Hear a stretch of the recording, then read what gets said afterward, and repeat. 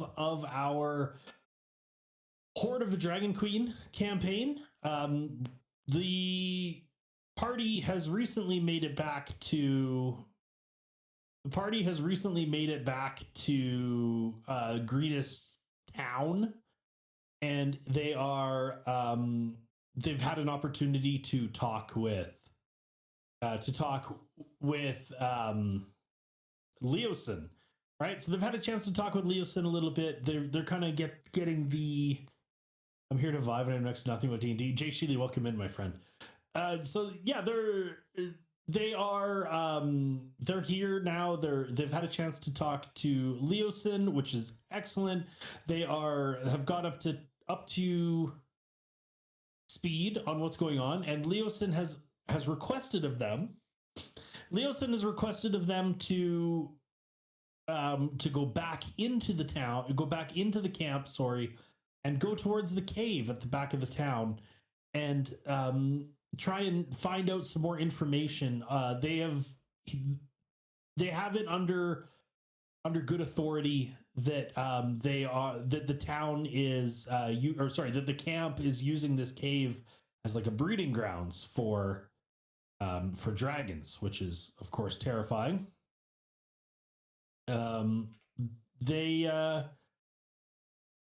So the group has kind of done a bit of stuff around the town. They've gotten their feet underneath them and got themselves back into a, I don't know, what would you call it? A relative state of normalcy.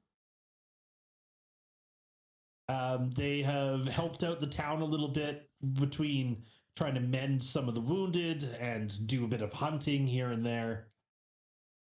Yeah. So as we come back to our group, and we made a new friend. We made a new friend. Our good buddy Snoother is here. Sorry, just checking my notes real quick. We're good. So guys, as you it is now kind of early. You've spent an entire day back at the camp. You've done a bunch of stuff within the camp to help out as you could. You've had a good solid rest. And now you are waking up at the beginning of day 2. Laying ahead of you is a trip back towards the camp, assuming that's what you guys wish to do. And yeah, there you guys are. We had a whole plan for this, didn't we? Well, you didn't have too much of a plan. The only thing you guys really told me, anyways, is that you're like, yeah, we're gonna go back and we're gonna go find our way into the cave, and that you guys were going to go and try and keep yourselves to the upper levels and not kind of try and walk right down Main Street. Yeah, I think we're gonna sneak like around, and then climbing down this wall has to be a whole lot easier than climbing up it. So, that could be a good thing.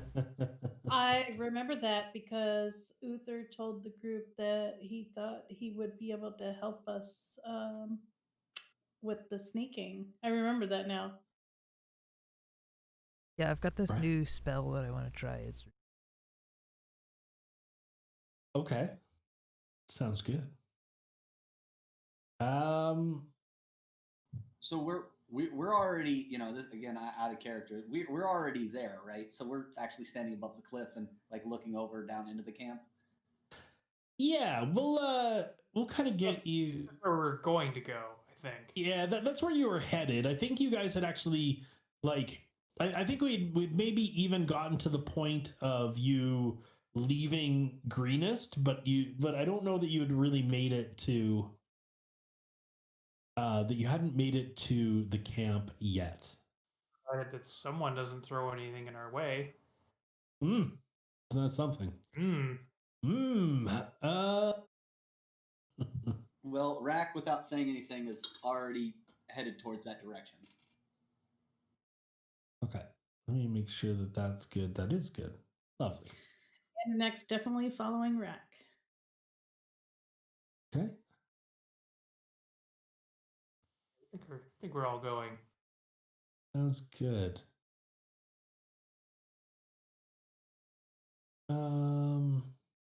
Gotcha. All right. So as you guys kind of like you travel back towards the camp. As you travel back towards the camp, you guys are probably, I don't know, you're probably a good like mile and a half away from the camp. When let's look here. Uh, uh-huh. Okay, it's definitely going to be Uther. Uther, you spot, and Draxon. The both of you spot the both of you happen to see a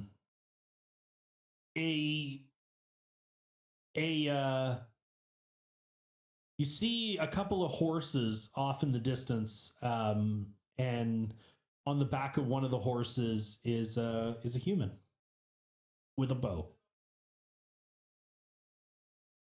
What is the human wearing? Does he have like a Pope sash type of thing, or Make a perception check to see how much you can make out of him. that is an 8? Is his bow out? Or. Yeah, his bow's out. He's not looking at you. Like he's scanning. You can't really make out too much of what he's wearing. I mean, he's definitely wearing just kind of like leather armor. You don't see him well enough to make out any fine details. I will definitely tell the group that you said there's 3 of them. You see one of them for the time. You see one of them for the time being, but you see 2 horses. One of which has nobody on it. The other one has a human on it, and then you don't. Yeah, you just see the one.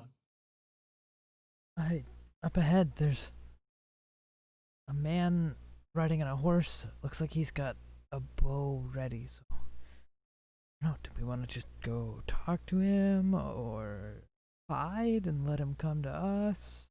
What do you guys think? Is he wearing the same types of robes and cloths as the other guys we've run into in this camp? He's too far away for me to really make it out at this point. Ah, I see. Is he ready to fire an arrow? The bow's not taut, but he has an arrow knocked. Yeah, I mean, he's got it, he's got it there. He's not like aiming at us or anything, but I guess if I were riding around on a horse, I would probably be doing the same thing. Well, one of us could approach him to try to talk to him, and if it goes south, we can bombard him.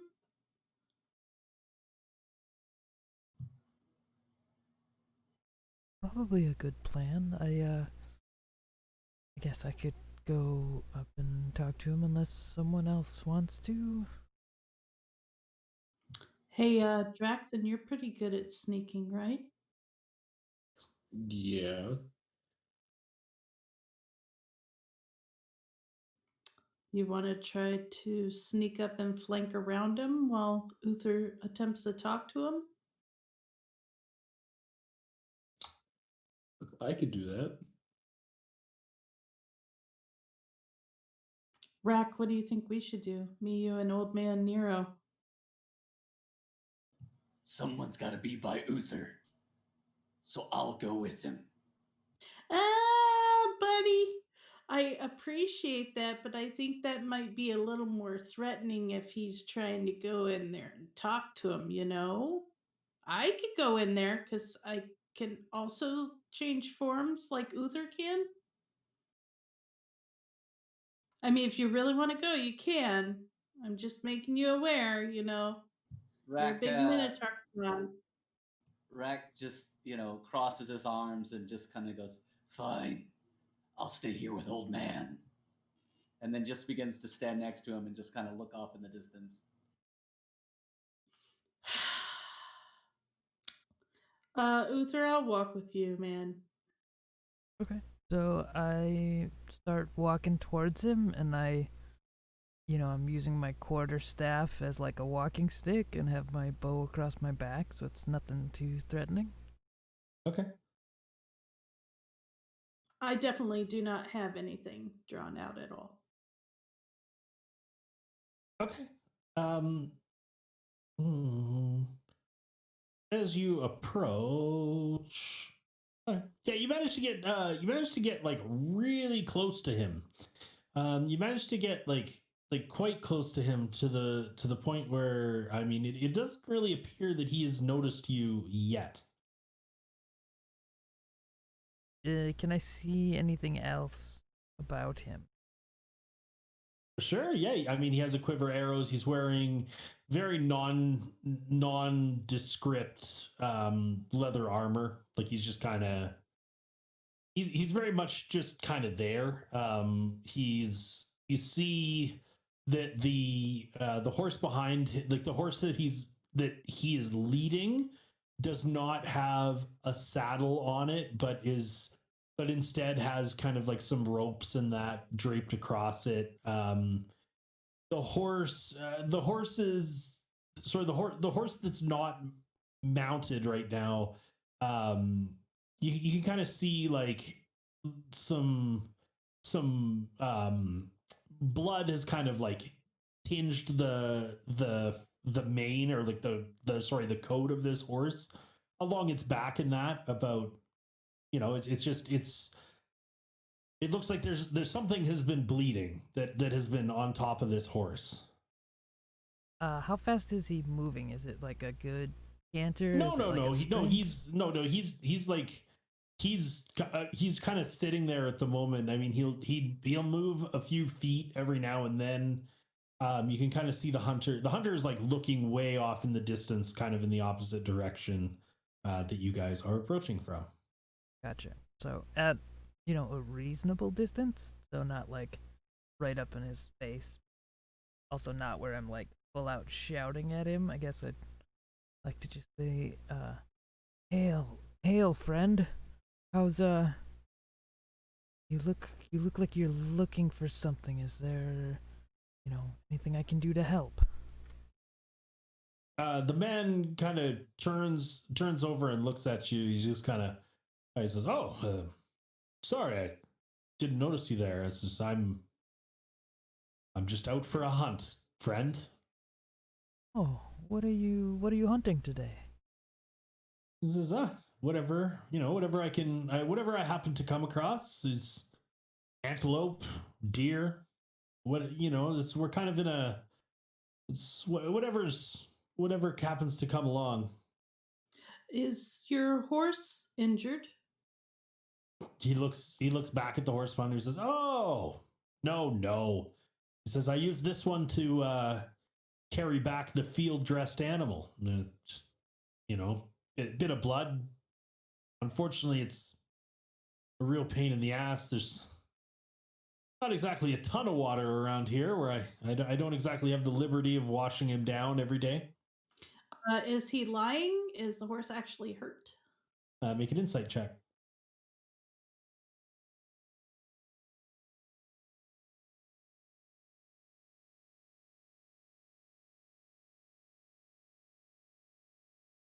That will be a 12. You feel that he's being truthful with you. That would explain why the ropes are across the horse's back and that it looks like it's the kind of like the ropes are more used to secure the animal to the back of the horse. That would also explain the reason why it doesn't have a saddle. As far as you're concerned, you're convinced that this man is telling you the truth. So are you just getting done dropping off a load and heading out for more? He says, "No, no." He says, he says, I've been hired by some folks to bring them in. I mean, they have coin, I have ability.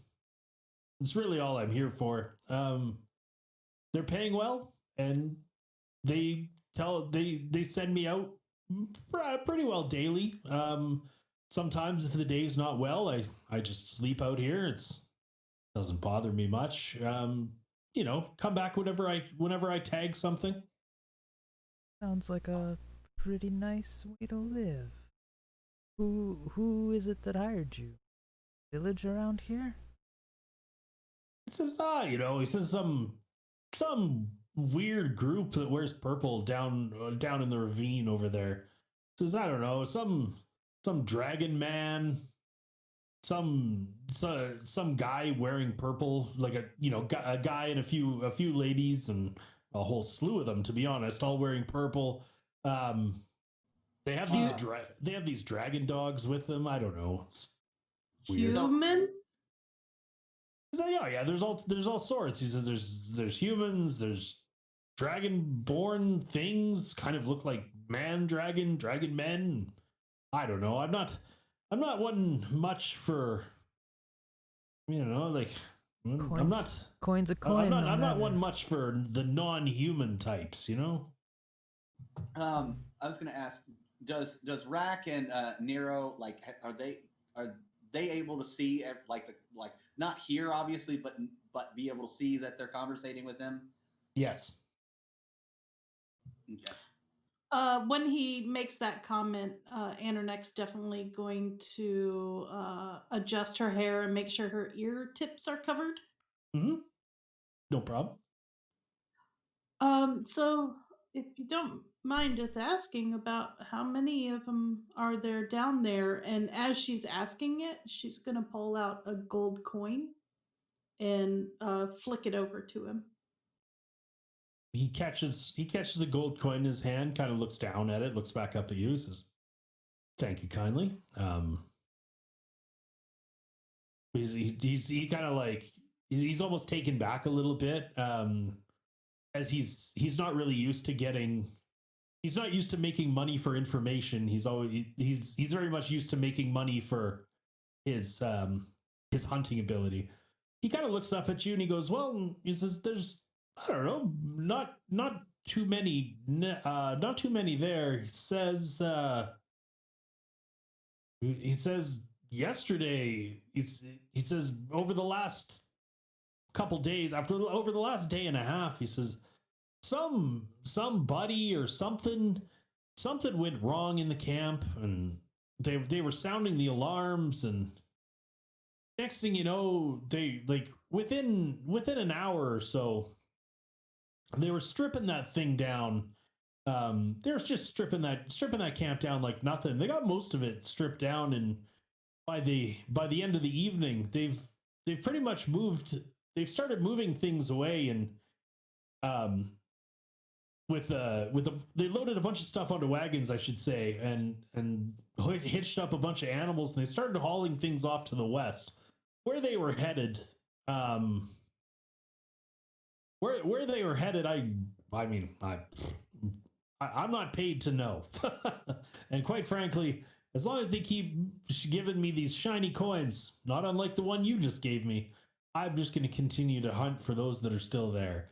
It says there's a few of them left. They were quite particular about this cave that they had at the back of their camp. There's like I said, the wearer of purple, like definitely one of those dragon men things. I don't know what the hell they were. I think they kept a few what looked like pretty formidable warriors, and a handful of those dragon dogs. Those little fucking things. They kind of look like dragons, except they're just these little fucks. I don't know what the hell they are. Get a count though, huh?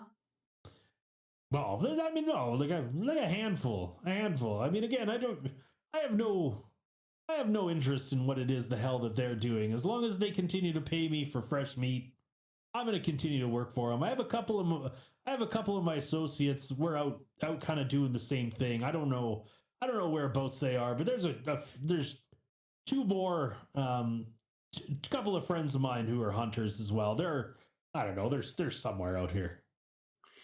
Internet's gonna glance at Uther real quick and then glance back at him. Uh, so have we compensated you enough to say cover that you've never seen us? Just he looks down at the gold coin. He's like, never seen who. And she just winks at him. He kind of like he cracks a really dry smile. He just it's kind of as far as what you guys could tell, it's kind of it's kind of like on the line of like legitimate a legitimate smile and just one of those like I really don't give a shit kind of smiles. Like it's just one of those really dry. Yeah, you can tell that this man is only really interested in one thing, and that's just making some money. All right. Well, good to not have met you. Be on our way.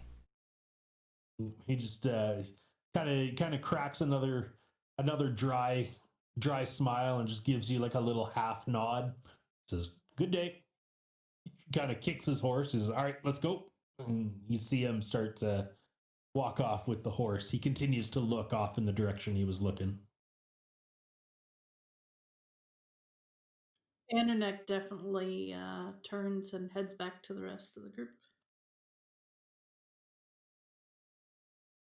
I'll keep kind of an eye on him as he goes away as I follow Internet back. Okay. As we get back to the group, she will definitely give a rundown of everything he shared. The fact that there's a handful of humanoids and a handful of little dragon beasts, yada yada.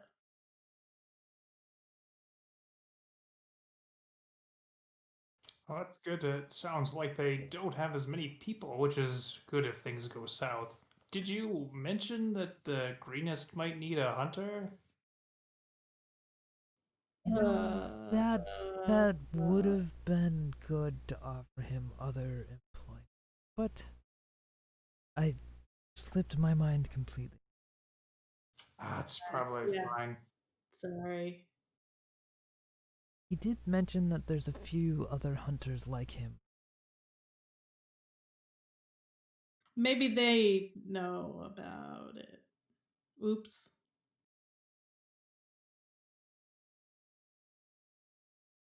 They just might not be employed after we're done.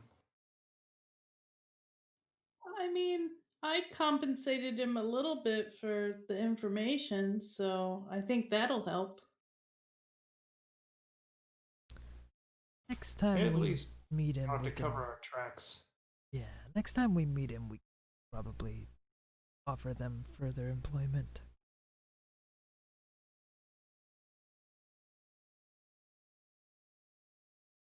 So yeah, it sounds like the camp's mostly cleared out except for this one bundle of uh, purple cloth-wearing humans.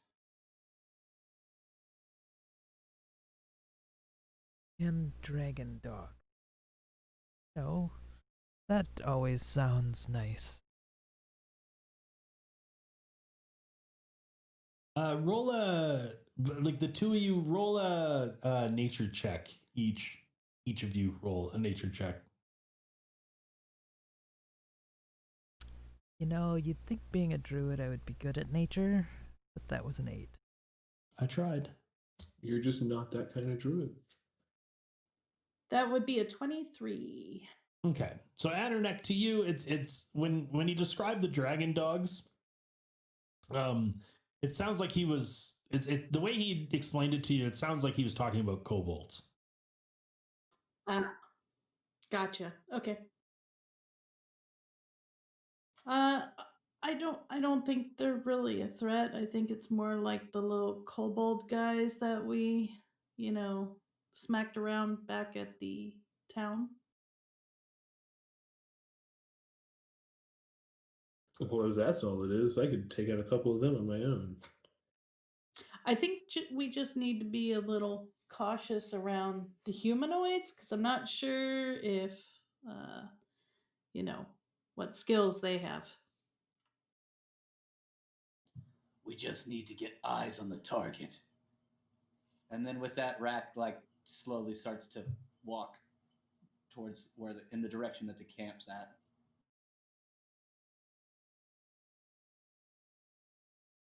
Okay. Internet's immediately gonna start following him and whisper in Minotaur to him. It was no offense, buddy. I hope you're not mad at me. Old man said he was racist. Whatever. And then like Uh, continue to start walking. You're not wrong. That's why I covered my ears. I'm gonna look at Nero once they get, a little ways ahead and kind of whisper, "Ooh, I hope Rack isn't mad at me for all that. I would not want to be on the wrong side of him." I don't think anyone would want to be on the wrong side of Rack. Let's just try to find him something else to punch before he decides. Otherwise, let's just get a move on. And with that, we head towards the camp, I guess. Okay. So, okay. So yeah, so you guys kind of managed to approach the side of the camp. You would find yourselves coming in. God, I need your. I'm with your poor little. You know what? Just for the sake of ease, we're gonna say that you guys just kind of pop back in, back where you guys exited. We'll just get you guys in here. So as you guys approach, who's missing from here? Old man Nero and Draxon can come right here. As you guys approach the camp, you can see that the camp is been mostly stripped down. There's still a few bits. There's lots of bits and pieces laying all over the place. Well, yeah, I mean, you're up on an edge. You can kind of see that there is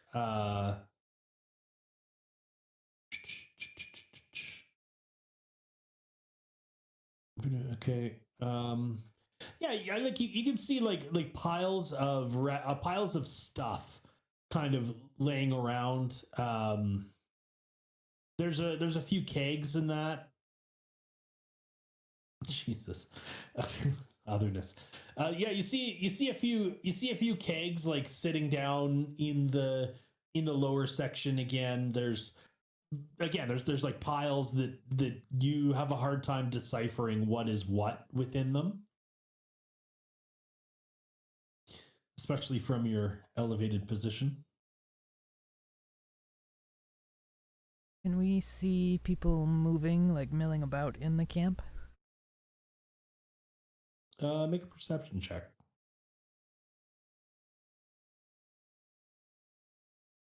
15. You don't see anything like at this point. You're seeing like a bunch of scavenger, like carrion birds and other various scavengers. Like you see movement down in the camp, but the movement that you're seeing, for what you can make out is again just like birds picking at the trash that's sitting around. Maybe you see like the occasional kobolds, but like the kobolds that you do see appear to be a little more lost than anything. Again, kind of scrounging through some of the trash in that, trying to find little scraps of meat or something like that to chew on.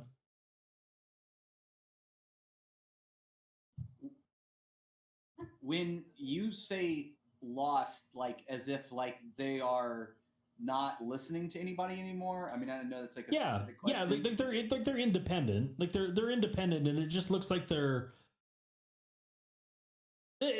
I don't have a really good way to explain this other than using a terrible analogy, but like they almost kind of look like a bunch of homeless, you know, how they're kind of like they're just like going up to these piles of whatever happens to be there, and you see them kind of like picking through it and chewing on the odd thing here and there, but then going back to picking through some of the trash. That's a fine analogy. Thank you. You're good. Also, I sent you a something on Discord. Thank you, sir. Got it. Would Um, would we be able to see the cave from where we are? Like, people like make out where it's at, or Yes, you can absolutely make out the cave. The cave entrance is, um, it is right here. Butte.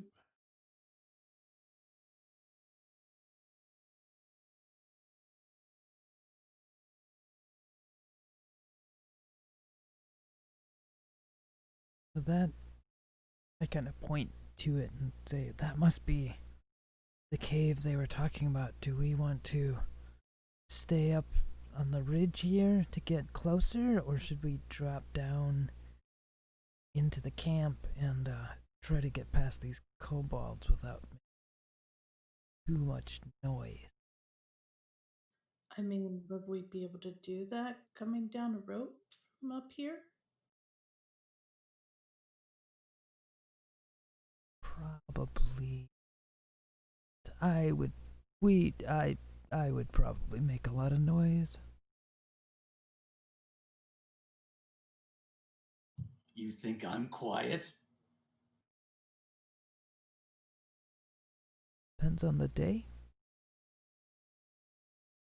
Hmm.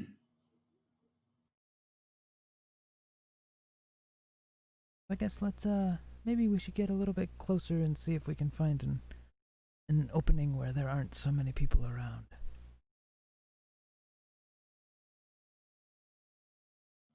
Is there a way to, I guess, scan the horizon and look for a better spot to land down on? You can. What are you like? What are you looking for? I guess is a better. So they said that there's quite a few people down there. So we're gonna look for a spot that seems to be that what we can see. Maybe if we like travel around the cliff, like we're looking for a spot that's a little bit less like density and population and a lot easier to open. Maybe I guess I don't know if I need to roll a perception or whatever to see like how far we can see. Like looking for again less because if they're at the bottom of like a valley, I don't want to apply too much realism. That we're looking for a spot with less population density. I guess if that makes sense. That's fine. Yeah. I mean, honestly, you feel that the area right in front of you isn't terrible. Like I said, you're like when I say that there's a few kobolds down there, I'm talking less than 10 amongst this entire camp. Ah, okay. Like there's one scattered every here and there, and again it just looks like ones that there's one that yeah, like there's one, yeah, again, they're the ones that you see the ones that you do see are again, they look lost. Like they look like the camp just kind of up and left and just ended up leaving them behind. They don't look like they're organized to me. They maybe look like they're a little bit wild or feral. That's a good term for it. That's a great term.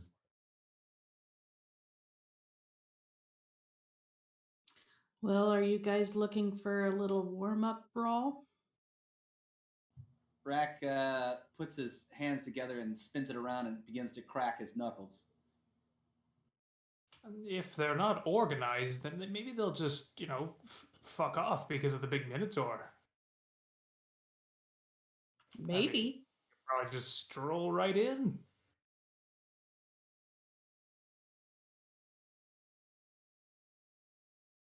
Yeah, it's probably fine.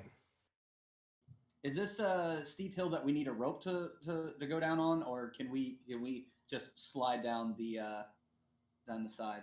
Tuck and roll, baby. Oof. It would. I mean, you guys would be well advised to use a rope. Although, I mean, you don't have to. You will make it to the bottom without a rope. How far up is it? I will not use a rope. Well, I mean, you're a different story altogether. How far up is it? 75 feet. Yep, Anna is using a rope. So- Uther's gonna find a rope. Rack has a rope in his pack. I mean, I don't know. Do you want to know the distance for it, or Nope, You just you're don't- good. okay? Because like anybody who has an adventurer's kit has, I think it's 50 feet of rope. So I mean, honestly, you guys would tie two of them together. You'd have 100 feet of rope. You have more than enough rope. I'm not worried about that kind of shit. Okay, so Hey, Rack's gonna find a nearest stump and tie a rope around it, and then begin getting ready to go down. And he stops because Anderneck's about to say something. No, I'm sorry. I was gonna ask if Rack was gonna go first. Rack, you gonna head down there first and clear out a couple of those little annoyances before we get there? Rack sets up the rope like he's done this before and begins to rappel off the side of this 75-foot tall, cliff and slowly start to edge himself down into there. Okay. Sure. Yeah. Go ahead and make an athletics check.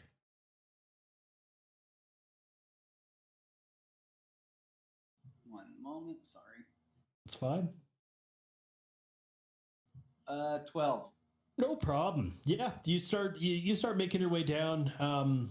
I mean, it's a little more difficult than what you seem to remember. But you don't have any like crazy trouble doing it. It just you start going down with like a bit of bravado, and then you can kind of feel a couple rocks like slip out from underneath your feet, and you're like, oh shit, okay, all right. You definitely find that you Just gonna say that it's the hooves. exactly, yeah. I am grabbing the cultist robe that I had from before out of my pack, and I'm gonna put that on the top of my clothes just so I might, blend in a little bit, Mm-hmm. and then make my way over to the rope. Sure. Go ahead and make an athletics check on your way down. Ooh, a 14. Very good. Again, yeah, this is not something that you're used to. You slowly make your way down the rope. Again, you find it a little bit taxing in the descent there. The rocks are a little bit loose underneath your feet, and they are yeah, but you end up making it to the bottom without any real problems.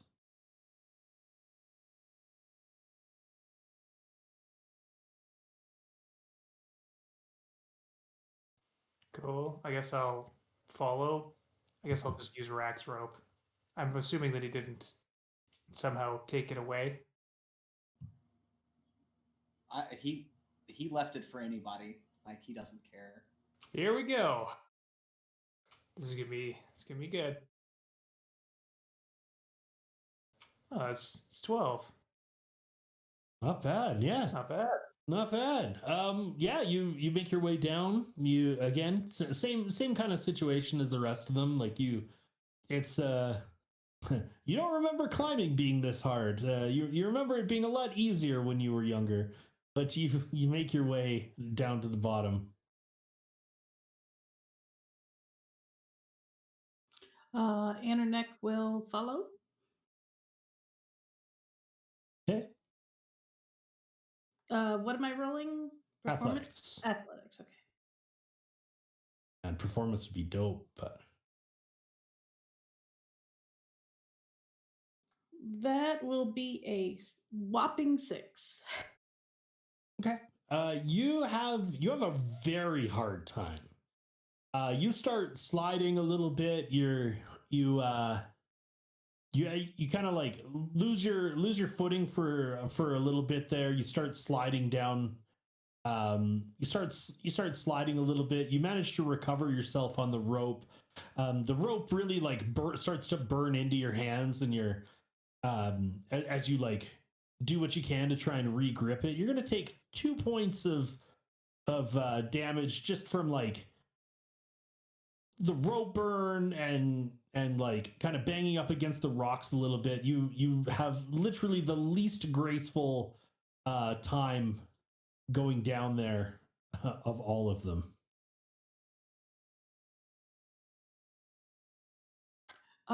As Anna reaches the bottom, she's gonna like look at her hands and basically fuck, damn it, and just to herself and not really look at anybody. Okay. If that's all of you. Draxon, I'm assuming you're just doing your thing. Yep, just gliding down, looking smug. Once Smug. everybody's down on the rope, Rack's gonna like he's really gonna like try to tug and pull the rope off of the stump in some way. I don't know if that's possible, but he's gonna try to do it. If not, then it's fine. I can stay. I could untie it before I go down. Well, Draxon untied it before he came down, so everything I just said got retconned. That's fine. So, yeah, no problem. Okay. Okay, yeah, you guys make your way down to the bottom. Congratulations, you're now at the bottom of this thing. Again, you kind of are starting to see a better. You're starting to see better. You're starting to see more with more clarity, kind of what's going on down there. Again, like you're seeing just piles of various things hanging out down here, little bits and pieces here and there.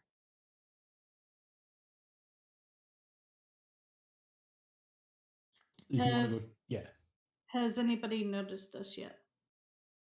No.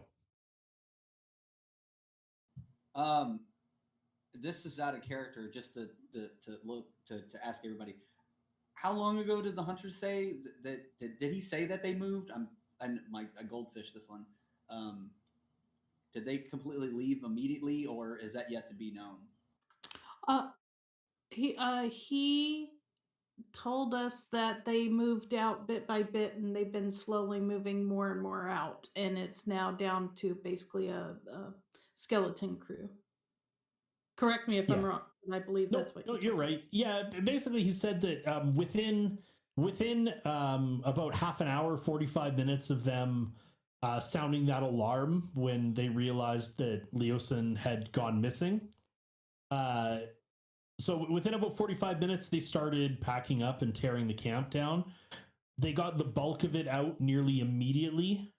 So before the end of that night, even they had the bulk of it. They had taken the bulk of it out of there. And then they've kind of been, there have been like a couple groups that have left afterwards, but at this point there's only. So that main tent that was highlighted earlier, the big one that had the guys like outside of it, Mm-hmm. that tent's completely gone, and there's nothing there. Like there's just like maybe there's rubble, or there's just nothing there, or Yeah, like it shows like there's definitely there's definitely like some the show, like it shows a bunch of just more refuse, honestly, more than anything. Like it's not, there's not really much of anything there, but yes, there is there is signs that a tent was there, but the tent is no longer there. okay, that's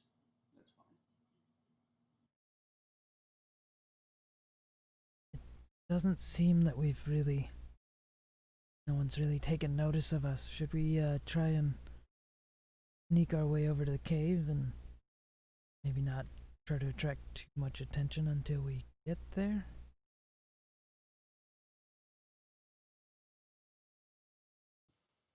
Yep. If everyone stays, within like 30 feet, somewhat close, I can make us more stealthy. Uther will cast Pass Without Trace on the party. Hype. Sorry, that line that's up there, I was actually trying to get rid of it. I don't know. The line. Click it 4 more times. It's fine. I was thinking about that. Just keep going and stretching it at the same time. I love it.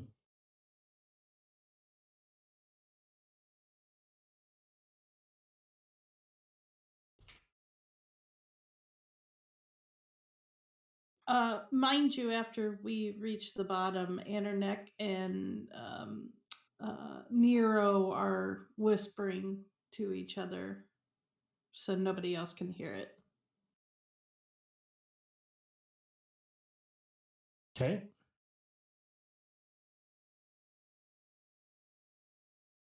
And I guess I'll start walking over towards the cave. Somewhat Sure. sneakily. Make a stealth check. Well, actually, everyone can go ahead and make a stealth check. Ooh, the other skill I'm terrible at. But you have this Pass Without Trace. Like, Oh, I got yeah. a 20.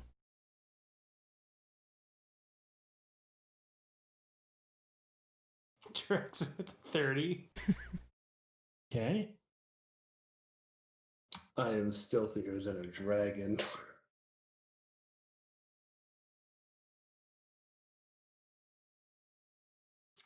Anna with the 31.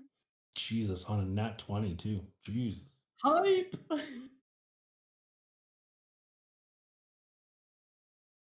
I deserve a nat 20 after all those ones and crappy single digits I've been rolling the past couple sessions, sir. That's fair. That's fair. We're missing one with the stealth check.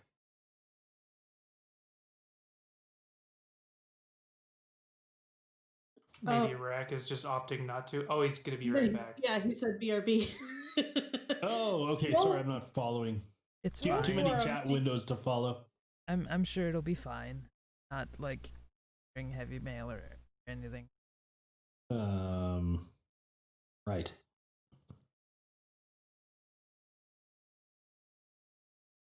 Okay. So yeah, so you guys start making your way over. So I mean, I guess go ahead and start moving as close to the cave as you would like to move. Is there anyone guarding the entrance that we can see? Make a 15 is good. Okay. Make a perception check. Everyone who wants to look for someone guarding the cave, I suppose. 16. 15. We're all making perception checks. I'm sorry. I mean, we're all actively looking at the cave, so Yeah. makes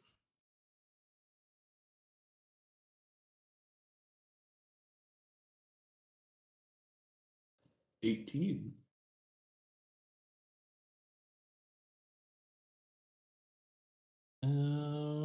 Perception. Okay, there we go. Okay. You guys, everyone but Rack, you can make out two figures inside the cave, but you cannot make out what they are, or what, or who, or anything like that.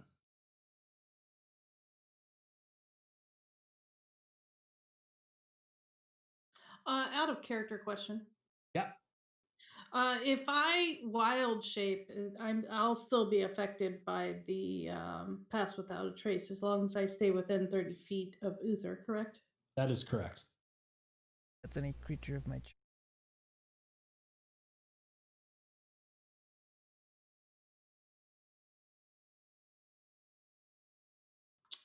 Anna next definitely gonna wild shape if we're seeing shadowy creatures inside the cave. She she is going to turn into a very large brown bear. Okay.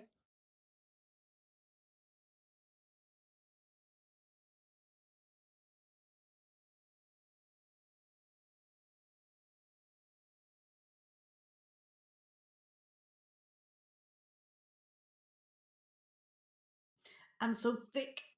Oh, that's a big ass brown bear. Are you actually size large in that?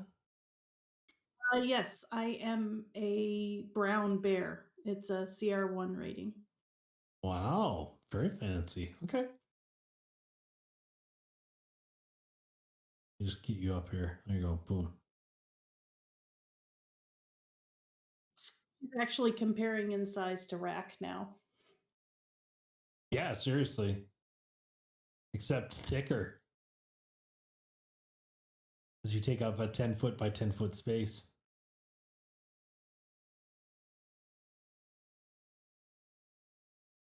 Rack's on a diet, so. That's true. Yeah, of course. Keto, right? Keto. Do we see any more in the cave, or like, can we make out the shadowy figures at all? Can we make perception checks again? I mean, no. Like, there's no need for that. I mean, guys, the question here is: are we just gonna let the bear and the minotaur run in, or do you want to draw them out? Internet gives a little growl in response. By now, Rack's able to see, like, whatever figures that they saw by now, right? Or no? Yeah, like you can make out the shot. Like I said, it's just a couple of shadows. You can't really make out what they are. Where the fuck that page go? Anywho,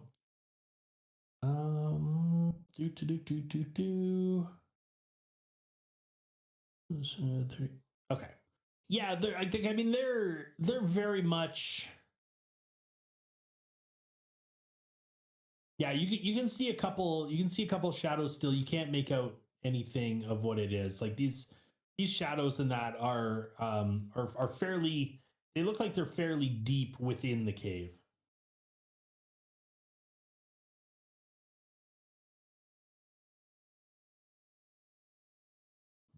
Rack's gonna just look back at Uther and goes, "Should I go?" Which one do you want? Any of them. Why don't you go for the left? Fantastic. And then with that, Rack's gonna begin charging towards the cave entrance. As will Internet.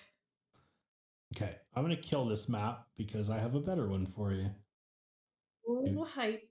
No. Because I'm not gonna lie, like it's at a very like I don't know why I can't scroll in on it, so it's like I'm trying to pick everything out.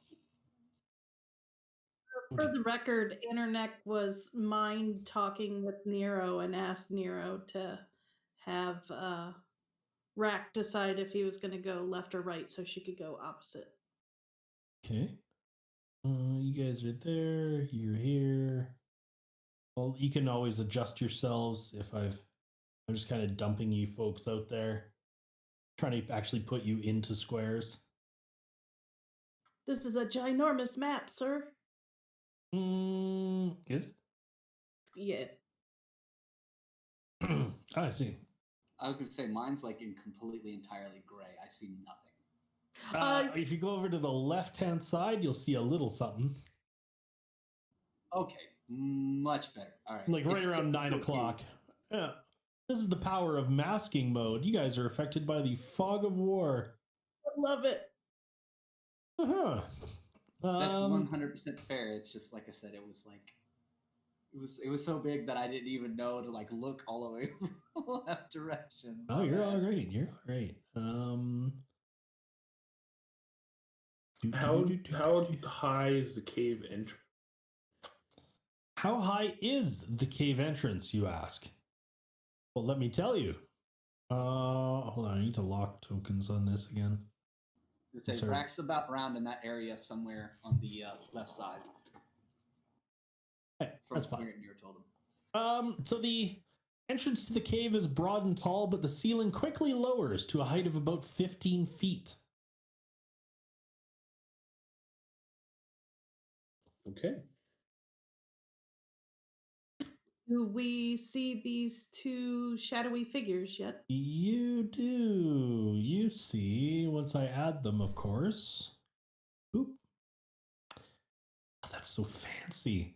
Fancy. All right, there you go. You see these two. So these are see Appendix B. Excuse you. I'm pretty sure we're only supposed to have one of Yeah, I know, right? Would- Here we go. Would there be time for me to try and hide again? Yeah, go for it. Can I share this? How do I share this? There we go. Share sheet. Boom. That's a 16. Okay. Oh, Oh, on a nat one. Very good. Yeah, you're very good. Yeah. that's what they look like? That's what they look like. Yeah. They got some like weird eyes wide shut thing going on here. Who doesn't love some eyes wide shut? You know. I'm more interested in the weapon that they have in their hand. That thing looks dangerous for himself and others. It does. That's why I want it.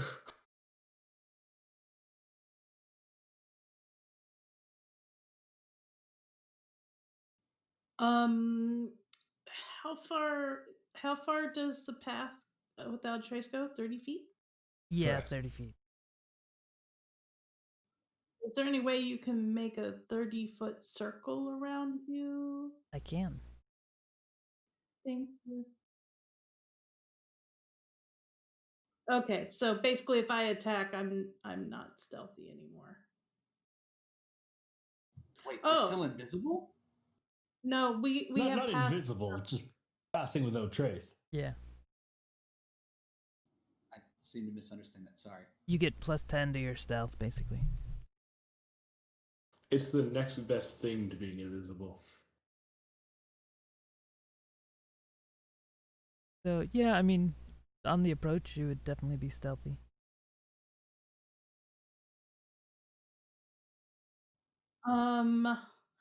With Nero relaying to me to take the right one, Interneck would have started heading directly towards the one on the right side.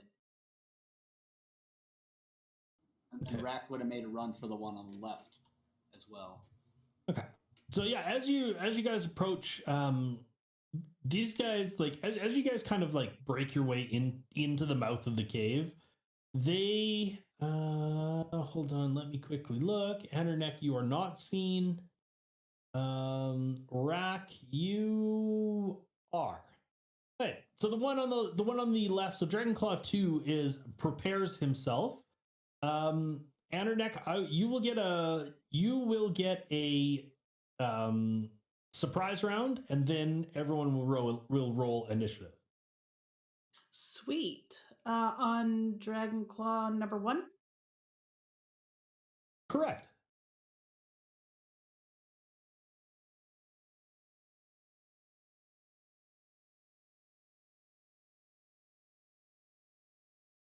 That hits. So 24. Yep. She is going to swipe a big beefy bear claw at his face.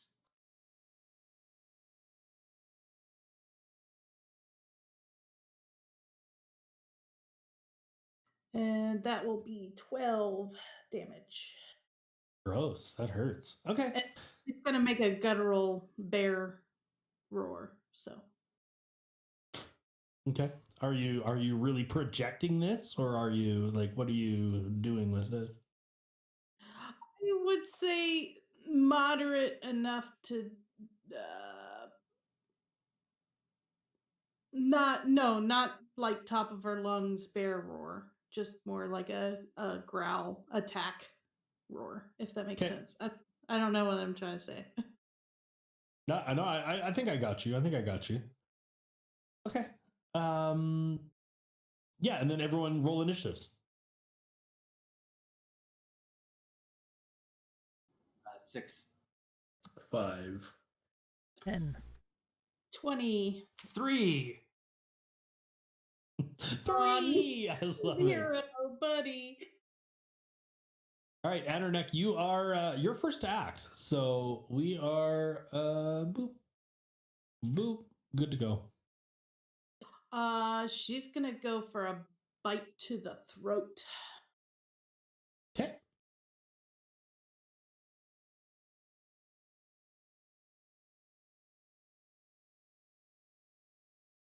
Uh, 20 to hit. That definitely hits. And that'll be 5 damage. As Okay. she put big, bare, beefy maw around his throat. Yeah, and as you do that, you proceed to tear his throat out as he kind of like goes to scream, and nothing but like a kind of a gargle comes out. He falls to the ground dead.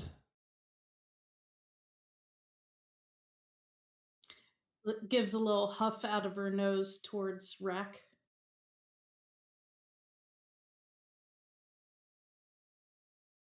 And that's the end of my turn. Okay. Uther. Alright, I'm gonna move up probably about 10 feet. Then I will grab my short bow and take aim at the one that's still standing, I guess. Sure. 12. I can't move your fucking circles, driving me nuts. Got it. A 12 misses. Okay, so I'm going to stand there with a short bow that went and an arrow that went shooting over his shoulder, and that will be the end of my turn. Okay. Okay. This dragon claw is going to go. What is his deal? Okay. So he is going to make his way over to here, where and he's going to attack you, Uther, because you shot a thing at him. So he is going to attack you for 15 to hit. That'll hit. Okay, he hits you for 4 points of damage, Ouch. and you succeed on your concentration check. And then he's going to take another slash at you. So he kind of like cuts down on you with this scimitar with that 15 to hit. And then on the way back up, he attacks with a 22 to hit. That also hits. Also dealing 4 points of damage. And you also succeed in your concentration check. Not very nice. No, he kind of like manages to kind of grumble out, what are you doing here? Rack, it is your turn. Since he's right next to Rack, he's gonna attempt to make a swing on him. Okay.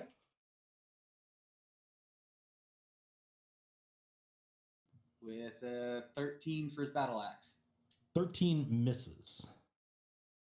And then he's going to take a second swing with his Morning Star. Okay. With an 18.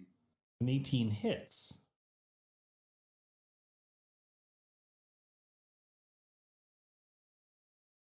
Doing about 8 damage.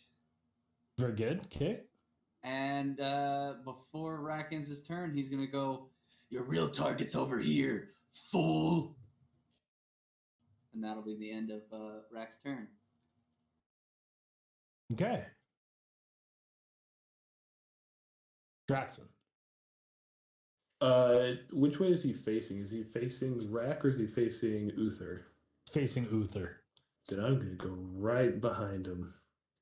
Okay.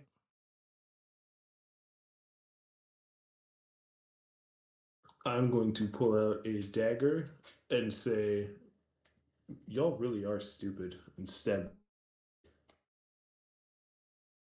Okay. That's an 18. That hits. 4 points. You would get your sneak attack damage on that. I would. That is 2d6. 2d6. I would roll 2d6. So 6 points of damage.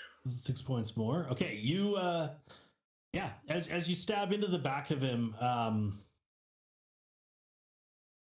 as you stab into the back of him, he just kind of like tenses up and proceeds to fall to the ground,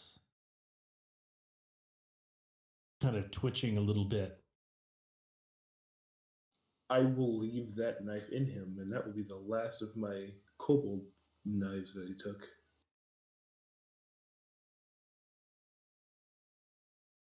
Okay. That's awesome.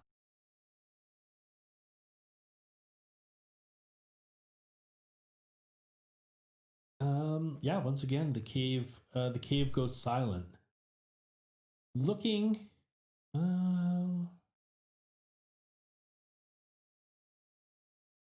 okay, perfect. Okay, yeah.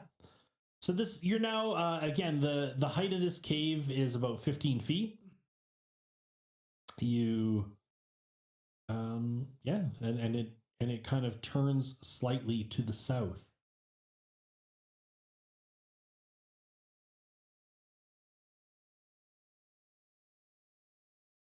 I would like to go to the roof of the cave and just kind of hover at the top. Okay, how tall are you? That's a good question. 6 foot. 6 foot. Okay, so your feet are at 9 feet. Okay, yeah, that's fine. Your feet are like about a foot above Rack's head.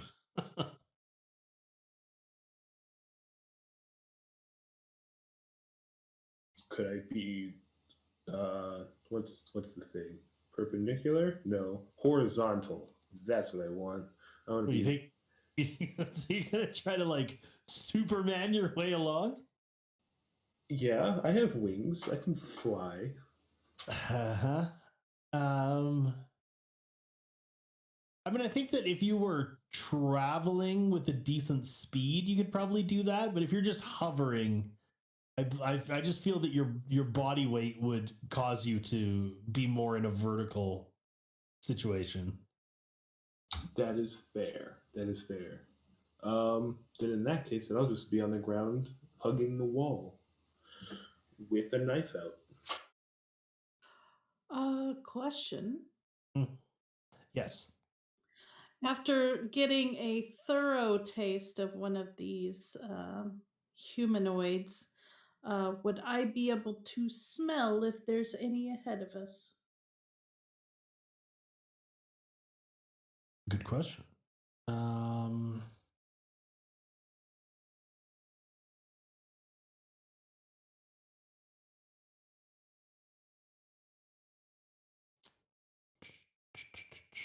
Let me look.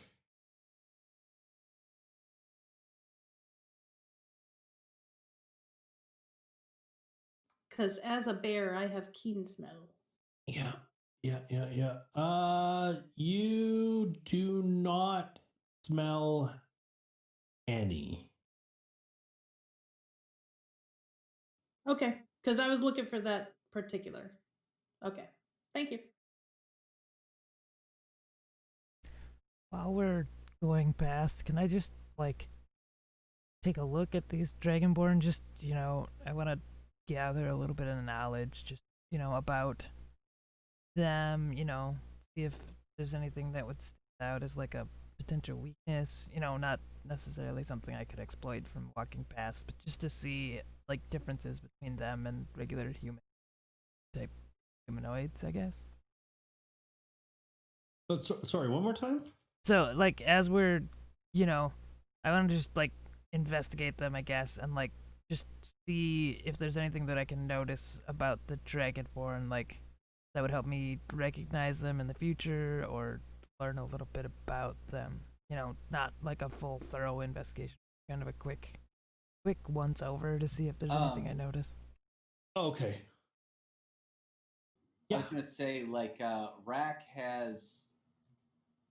Sorry, I need to pull it up again. I guess backgrounds, and I know it doesn't really mean much, but he would.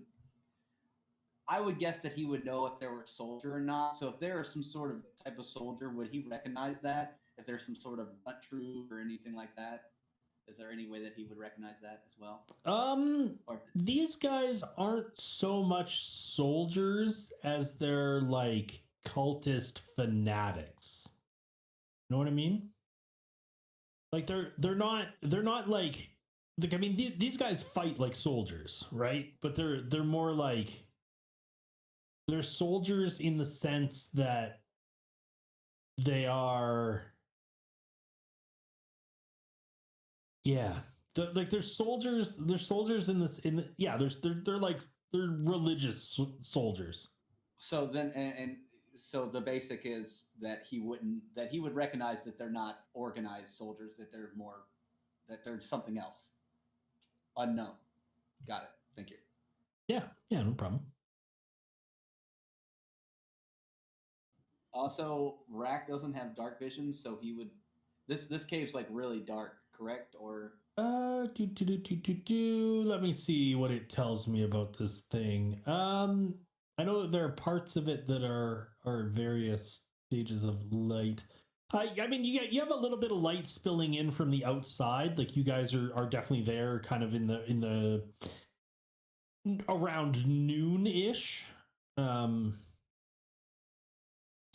So yeah, you're like I mean, right now there's light at the entrance of this cave, but as you look deeper into the cave, it does go dark. as soon as Rack makes it past entrance and the enemies are dead, he is definitely going to probably pull out a torch and light it. Okay. As he pulls out the torch, Internet's gonna give a little huff and towards Rack and hold her head up proud above the dead body below her.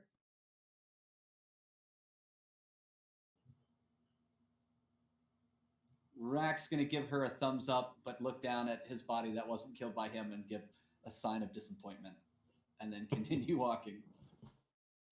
I feel like Nicholas and Grimmel over here. Yeah. As Rack pulls out a torch, I'm going to say, "Hey, Rack, for element of surprise purposes, why don't you try this lantern that you can change the amount of light instead of just an open torch? Because then you can tie the lantern to you, like onto your backpack or your belt, and then you can still use both hands for weapons." Is he handing Rack a lantern? Yes, I'm handing you a lantern as I light it. Then It is a hooded lantern. Then Rack's definitely gonna probably not pull. Like he's gonna start. I guess he's gonna start lighting the torch, but then he's gonna hear what Draxon says, and then he's gonna take the lantern and hang it on his horn, and continue on going, and then put the torch back. Okay.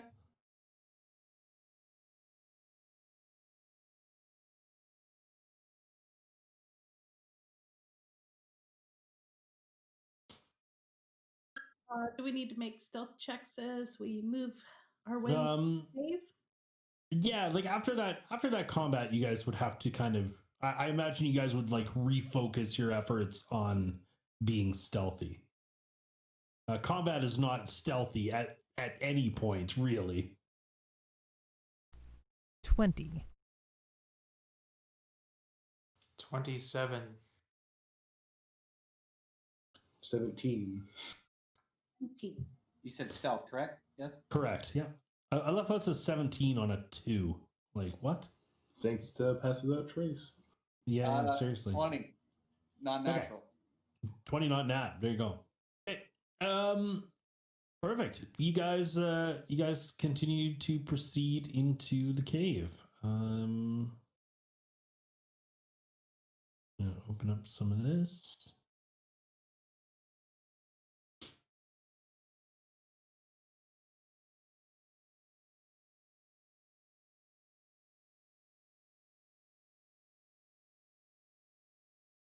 Come on. There we go. I feel like internet would definitely stay along the right hand side, since Rack earlier said he was going to get left. So Okay. Rack, are you coming to join us? Join us. Join them. Yeah, sorry. No, it's fine. You're fine. That's one thing I missed. I'm forgetting to use the map. So sorry. That's fine. No, it's a-okay. You're down to there. You would kind of see some of this. would we see see any this. kinds of shadowy figures ahead yet, or are we still good? No. You see. Yeah.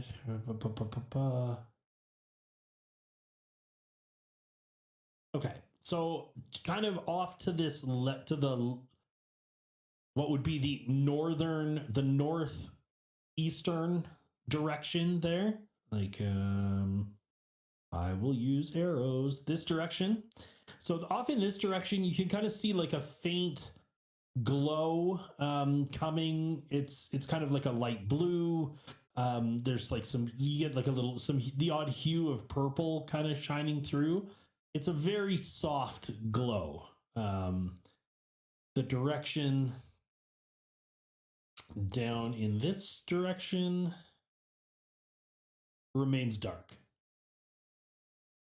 Is there any sort of like echoing or anything going on in the cave? Or is it just completely silent? You hear so the sounds in the cave at the moment are kind of that of the sound of like dripping water, kind of like normal cave sounds. You can't really make out anything too taxing right now. Okay. Rack is definitely going to show a little bit of displease for caves and really not be too happy about being in them. Just as a note, if anybody noticed.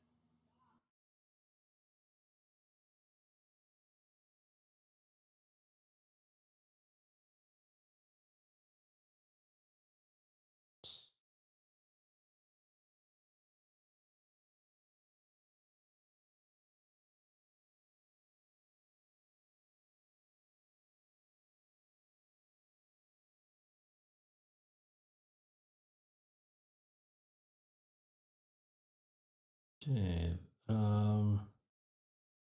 Down in the southern direction, the cave kind of starts to choke down a little bit and turn a bit back towards the west. In the eastern direction, the cave, you notice a bit of a natural stair kind of thing that leads down approximately 10 feet, opening the ceiling up to a 25-foot height. And again, still the glow of the purples and the blues are coming from that direction.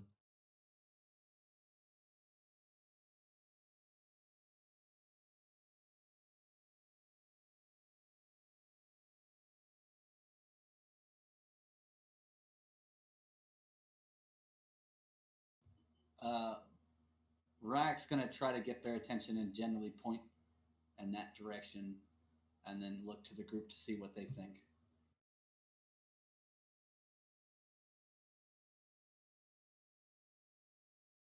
I'll mind mind talk you to tell you to go around the corner. So further down in there? Or... Yeah, whichever way you're pointing. I assume you're going east. Yeah, I guess the towards the blue, towards the I guess yeah, east rather. Yeah. Is that is that like a slope, or is that just like you can just step over that? So this so here, like the how do I draw this?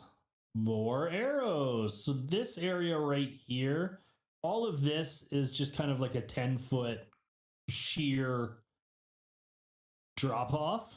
And then the stairs gradually slope down that 10 feet. Okay, then Rack's gonna go around that slope and actually start going down the stairs then.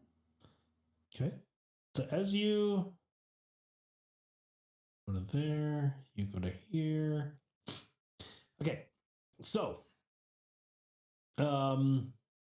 that's not it. It's this one. Boop. All right.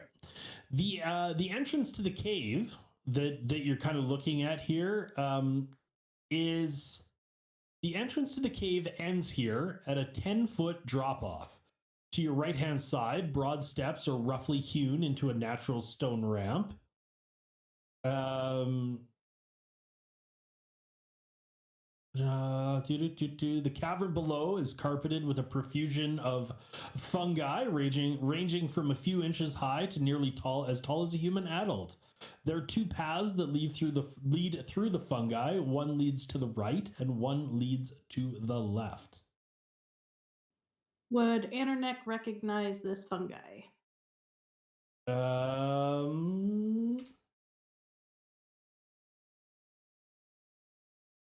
You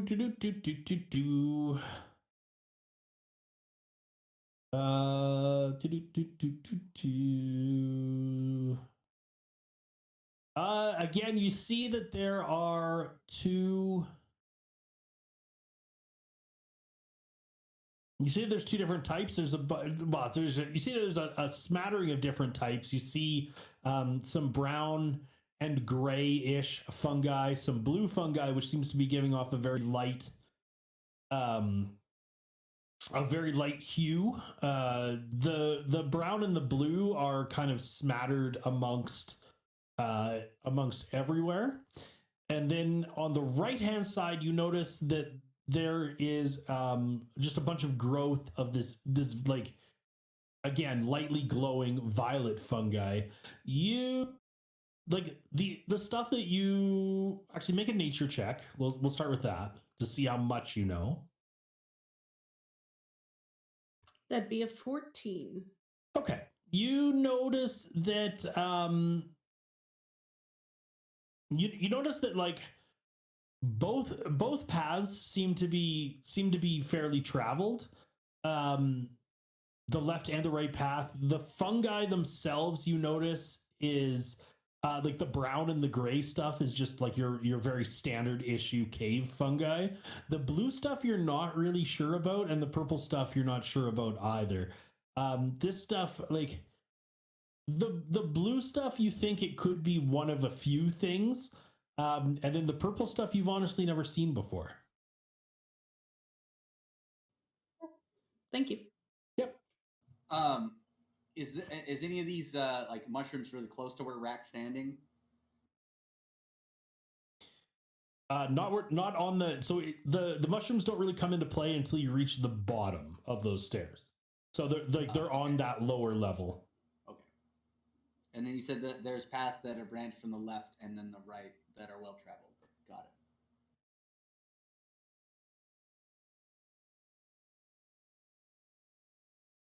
it. Anarnek's going to pause where she is and look back at Nero and kind of look at the rest of the group, uncertain on whether she should go down the stairs or not.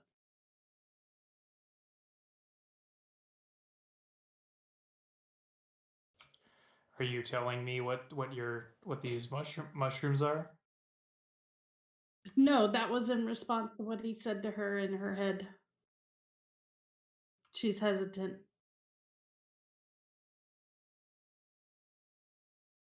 I don't know about. I don't know about this fungus. I mean, I don't know much about fungi. Is there is there a path through this? Is what's should we check the other way first? As they're discussing, I will come up to the group and say, "We can't go the other way."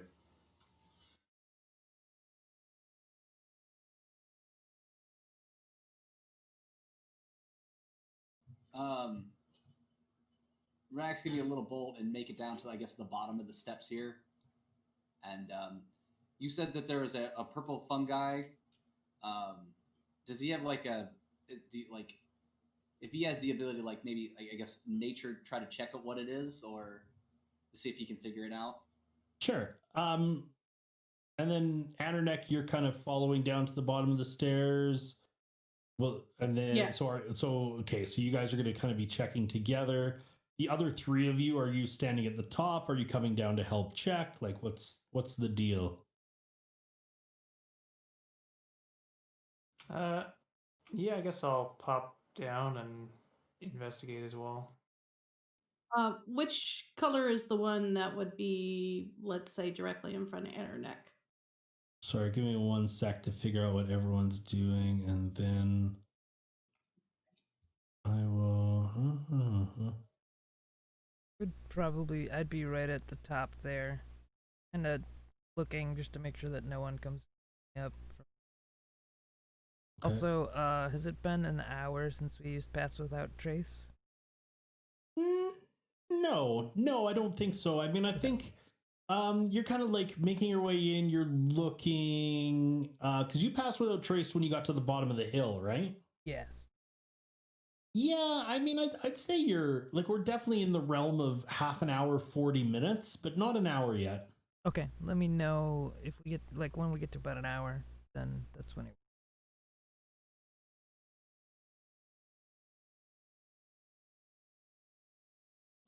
I would also like to check the mushrooms, applying anything from my poisoner's kit, if that would help. Okay, so you're gonna like walk down the stairs and get kind of like bend over and try to look at the mushrooms as well. Yes. Okay. I was going to say that Rack, when he tried to censor what they are, because he's, got the big snout, he's going to, kind of not put his nose completely on it, but get his nose as close as he can to take a sniff with Okay. a nature of 4. I need everyone but Uther to roll a d20.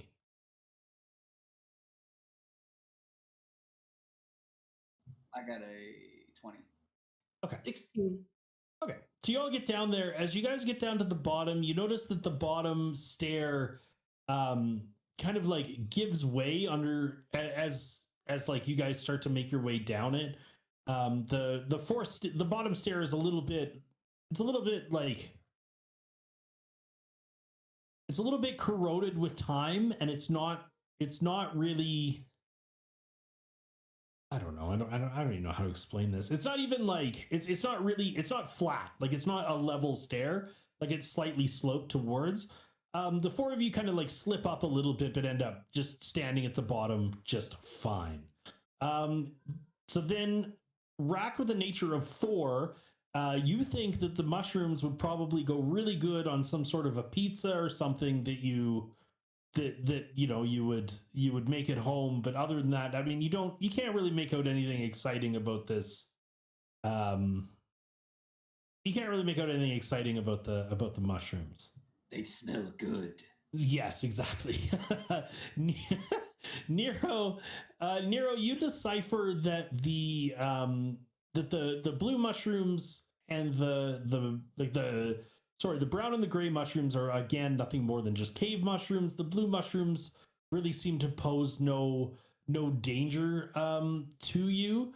You also notice that it appears like to your eyes it appears that the left-hand path, the one that does not, the one that has no violet or no purple fungi in it, appears to show just slightly more more use than the right-hand path. I will relay that to the group here. Was Jackson still checking one of them right here in front of Internet? He is. Draxton's going to make a nature check. Do I get to apply the poisoner's kit Yeah, to this sure. roll? Yeah, Go for it. Does Go me for add my proficiency bonus? Yeah, that's fine. That's a 4. You kind of feel the same way. You're like, man, like I don't know if these mushrooms are poisonous at all or not, but I bet you they probably taste pretty good on a pizza. Internet's gonna swat a blue one with her bear claw and basically try to scoop a piece into her mouth. A piece of what? The blue fungi. Okay. You scoop up a bit of blue fungi and you eat it and you feel quite good. You feel lovely. You're like, man, this is a really good mushroom.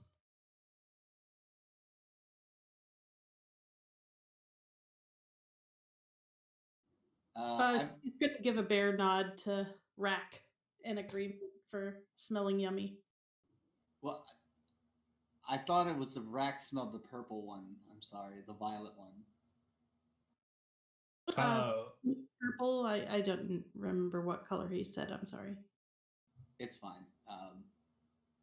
But with that, like Rax, without hesitation, is going to grab one of the purple ones and just take a small bite of it. He's not much for vegetarian, but he's gonna take a bite of it as well, of the violet one, not the blue one. Okay. As you reach down for the violet one, it does what? Okay, I'm gonna have to add one of these on here. So as you reach down for this thing, as you kind of like dislodge the spores, you get like this like nose full of these purple spores, and they start to burn. So oh, that's not gonna work. Come on, Win. So they are going to I'm just gonna do this. They're going to attack 4 times as you get hit with these spores. 3 hits. So I'm going to just take the 3 dice. So as you dislodge these spores, you get a whole nostril full of it. You end up taking 17 points of necrotic damage. As you can kind of feel the spores like starting to burn, and like it almost feels like you're it almost feels like some of the flesh and that around your nose is actually starting to like become necrotic and start to like rot away a little bit.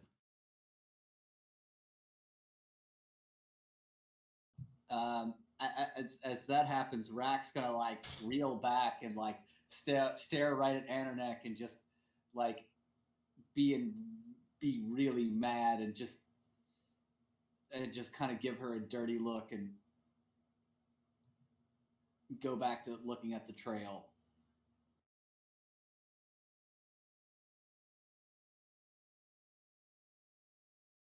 We have food, you guys. We don't have to eat the cave mushrooms.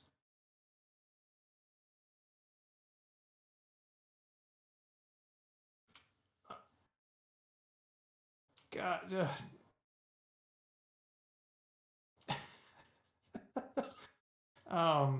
Rack's gonna kind of huff off in the distance and start following the left trail without even saying a word, and just keep going and actually following the trail that's stepped on.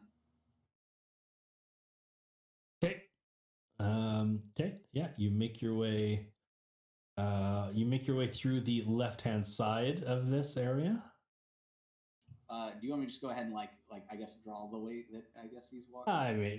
Like you guys are you followed like you told me that you followed the left hand. You followed the left hand path, and that's fine. Uther's gonna make his way down the steps. Okay, make a.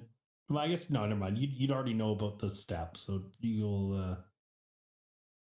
I mean, fuck. You know what? Roll a d20. Yeah, just roll a d20. 16. Yeah, you're fine. You get down to the bottom.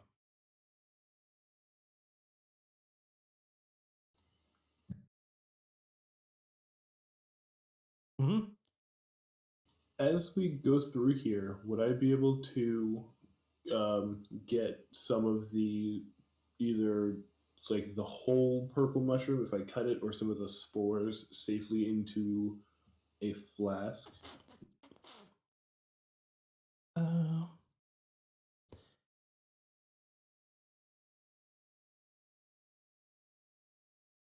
You would. I mean, you'd be able to try. I would like to. Okay. How would we gather that? Well, because you have the herbalism kit.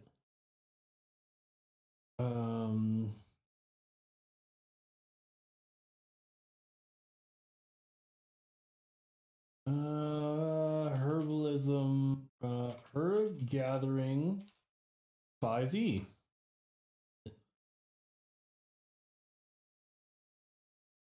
Yeah, press a use blah blah blah blah blah. Blah blah blah blah blah. Just gathering. Okay. Together. Okay. Yep. Blah blah blah.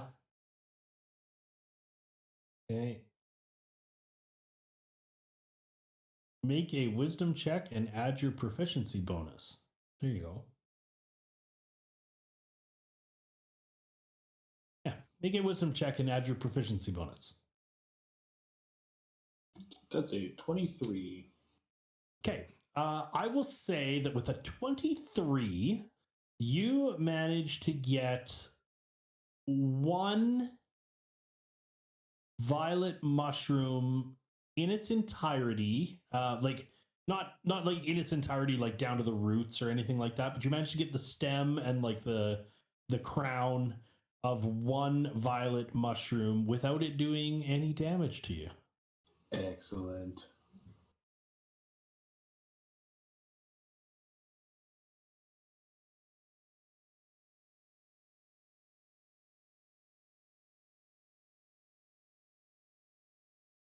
Okay.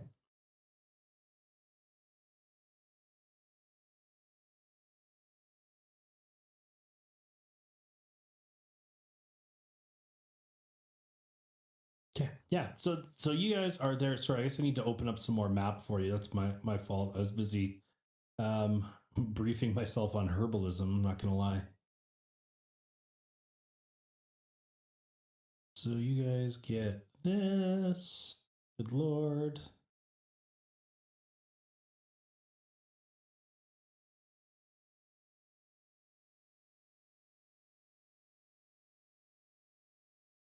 I feel like there's a way that I can lasso this instead of.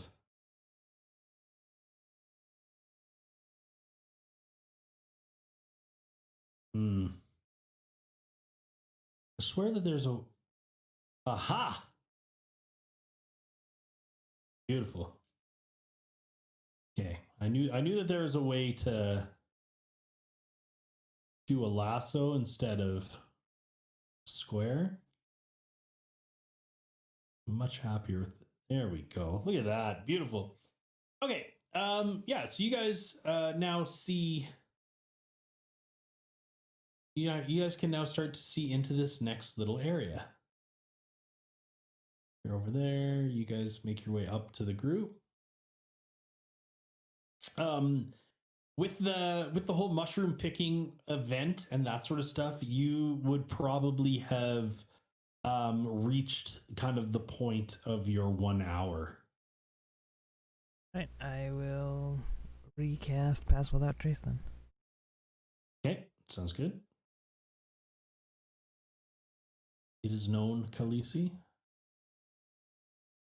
It is known. So as you guys look into this next area, it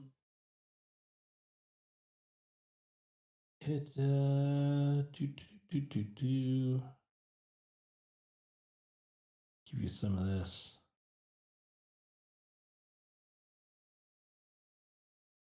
Oh, there you go. So you kind of see into this area.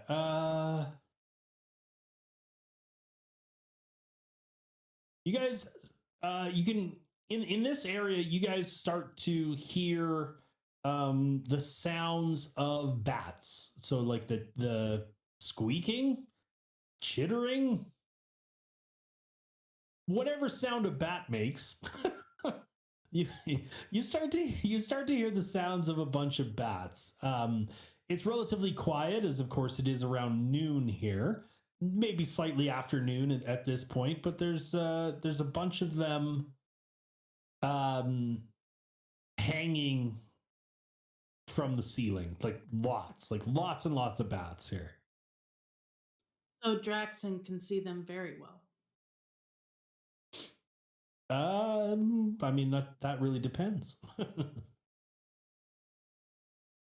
With Rack with his lantern hanging on his horn, how well does he see them exactly, or is it just kind of like a guess? He just hears the sound and he looks up. Oh no, you can see them. It's just like it is like the ceiling is thick with bats.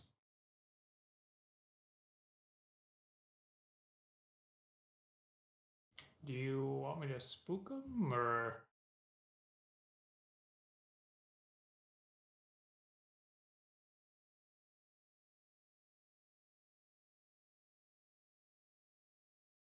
Also, you notice above your heads, like right kind of in front of where Anarnek and Rack is, you see that the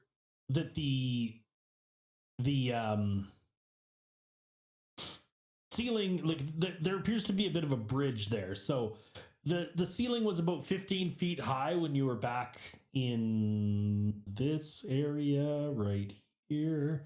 When you were in this area, the ceiling was about 15 feet high. When you guys made your way into this area, the ceiling is now about 25 feet high. There is a kind of a land bridge 15 feet off the ground, right in front of where Rack and Anarnek are. So those little dots represent a bridge that's above our head? That is correct. And then the bats are in that next area right in front of us, correct? Yeah, the bats that you guys are seeing are like, I mean, you're starting to see them in this little section over here. And like I said, it goes on for farther than it goes. Like the bats just seem to continue for what seems like forever, as far as you guys can see. You do not see an end of the bats. With what Nero said, Rax a little agitated, so he's just going to stick to the left wall and continue walking, almost like he's ignoring people. Not very fast, but he's just going to continue on. Do we notice any movement on the bridge? No. It's all dark. Even with your torches, like you can make out that there's probably about a 5-foot span of something there. It looks like it's mostly just natural rock that's kind of been carved away or like carved away around it, but they've left like this natural bridge.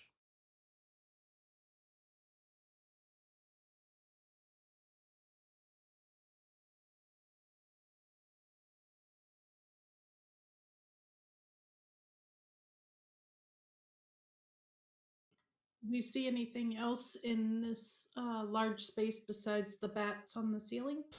Go ahead and make a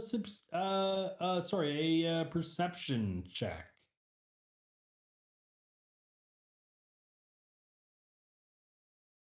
That'll be an 11. Okay. So you notice like this thick mass of bats on the ceiling, but you also notice a bunch, not like a handful, probably maybe about a dozen or somewhere between a dozen and 2 dozen dead bats on the floor as well.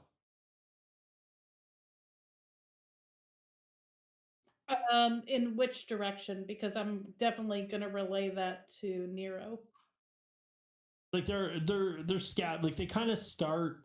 You start to see them about here, and you can see like there's like I said, there's no like cluster of them. It's just you from about as far as you can see, which would probably be no further than those 2 rocks realistically.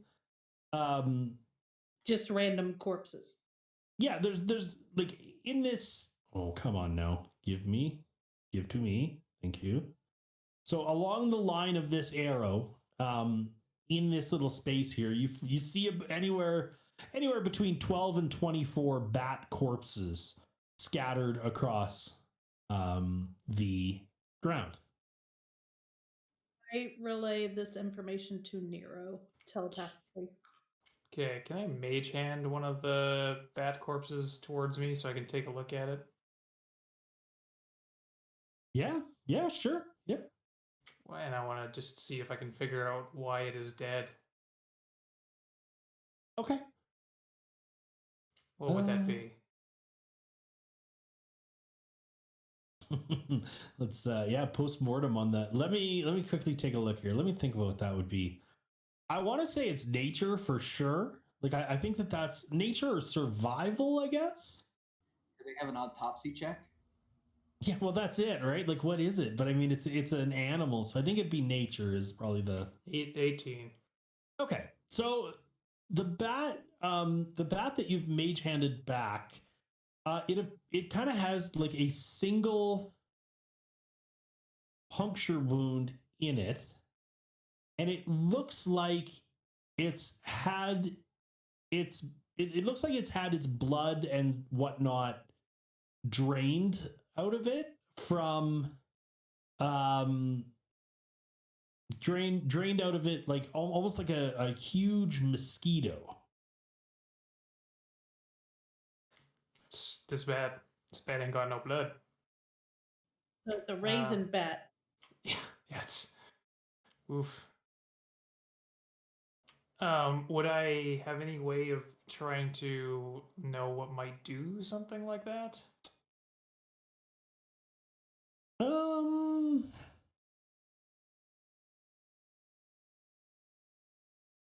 Yeah, yeah. You something like that. I mean, you would kind of like narrow it down to either some sort of like Fort McMurray mosquito. Sorry, that's a Canadian joke, especially an Alberta joke. Good one. Yeah, some sort of like Fort McMurray mosquito, something that like the size that would like carry off a house cat, or it would be possibly like a sturge or something. So we're in the world of Fallout. I mean, we're still talking about Fort McMurray, right? Because yeah, it definitely feels like Fallout up there. I don't get any of those references. Sorry. Yeah, well, don't worry. If you've ever played Fallout, you've also been in northern Alberta. It's just one of those things. Sorry, I'm looking for a picture of what a sturge might look like. I can let me check. They're fucking gross. They're disgusting. They're mosquitoes, but huge. House cat size, basically. Yeah. Jesus Christ.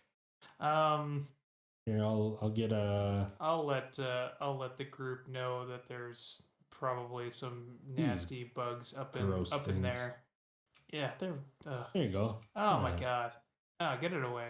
Yikes forever. Get that out of here. Well, look at that thing. Yeah, that's a sturge. So that's what a sturge looks like. It's like it's got like a weird like platypus kind of head but with Ugh, it's like a needle in the front. Ugh. With Nero giving this information to us, would I be able to see anything like that within my vicinity? I know I probably can only see about 20 or 30 feet in front of me.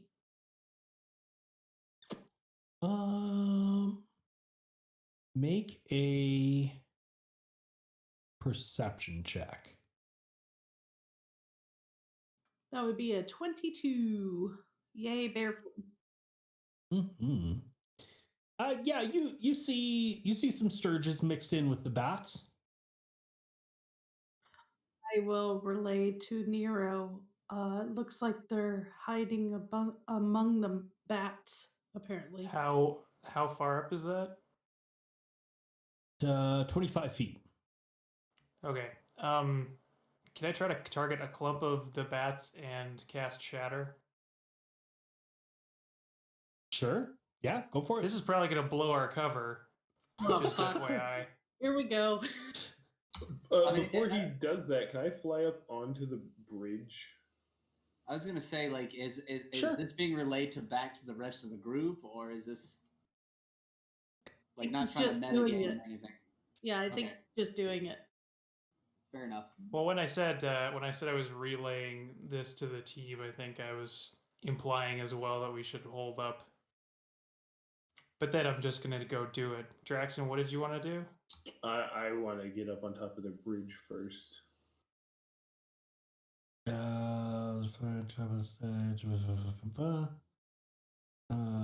in the fuck is that? Okay. It's fine. Okay. We're all fine. It's fine.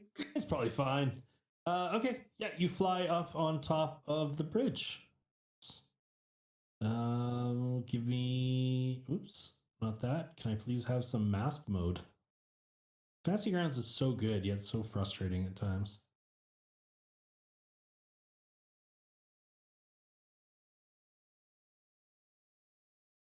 All right, there's that, and then.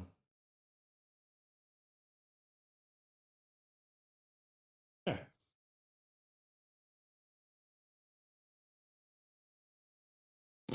Jesus. Yeah. So yeah. Okay. You fly yourself up on top of the bridge. Boom. And then, old man Nero, you can cast Shatter. So a sudden loud ringing noise. So it's a 10-foot radius sphere centered on a point. So I'm just gonna like try to hit a bunch of stuff, and they make Constitution saving throws. Oof, okay. Where are you gonna drop it though? Am I gonna be in that circle? Well, this is a 10-foot. Like I'm gonna just try to get a clump of the Sturges. A 10-foot radius sphere. Yeah. Go 10 feet down too, right? Yeah, but that would still be 15 feet off the ground if he puts the center basically at the ceiling. Yeah. Oh, okay. I thought never mind. I'm sorry. Yeah, it's all good. Wait. 10. 10? 10. So whereabouts, just kind of give me an idea of like what square you want this to epicenter into.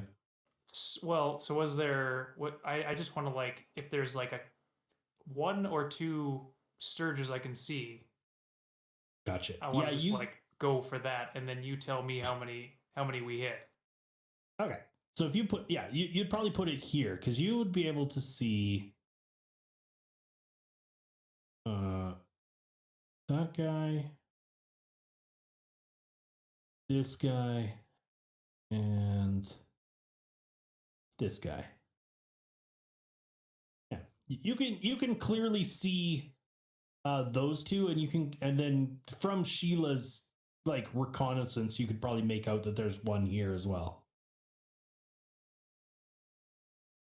You mean internet, sir? Sorry, internet. God damn it. What? Oh, I think I did that on myself.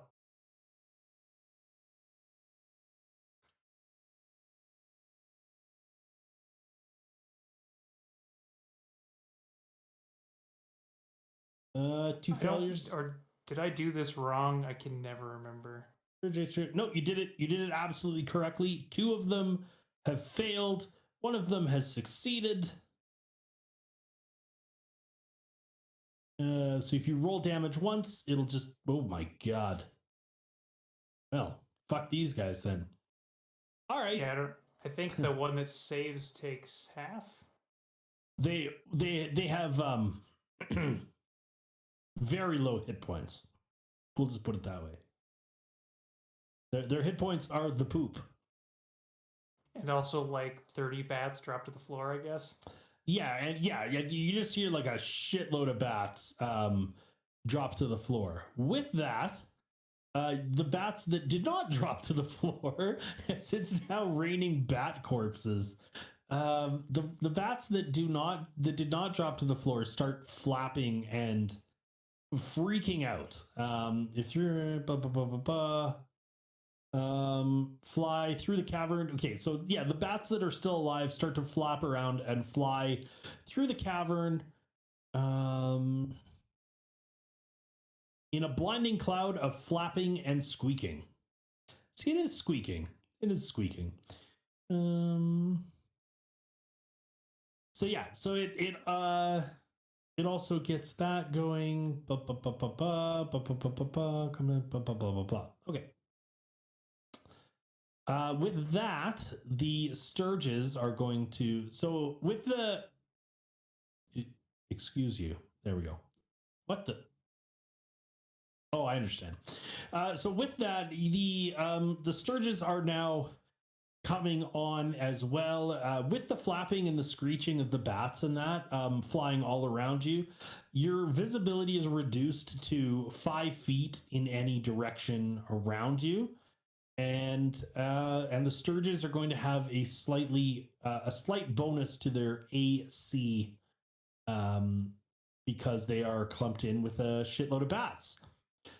So if you guys would like to roll initiative, we will get down to business. –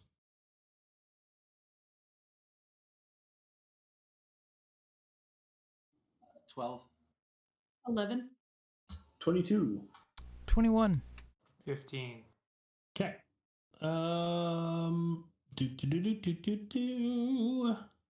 Draxon, you are the first to act. You, like I said, your visibility is literally 5 feet in any direction. The screeching is terrible.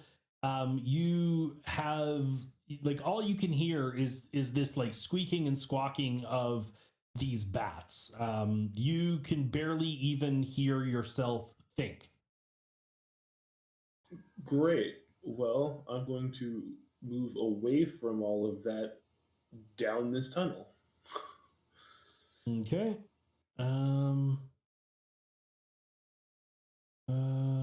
Okay.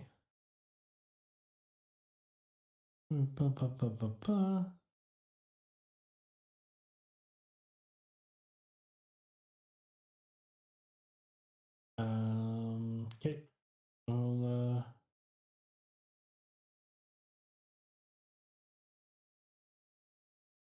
fucking mask mode, please.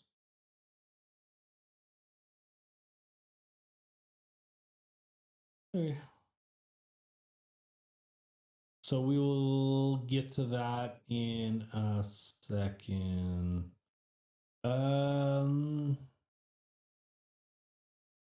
Okay, yeah, we'll take care of that in a second. We'll deal with this shit for the time being. Okay. That's you. We'll come back to you. Uther, it is your turn.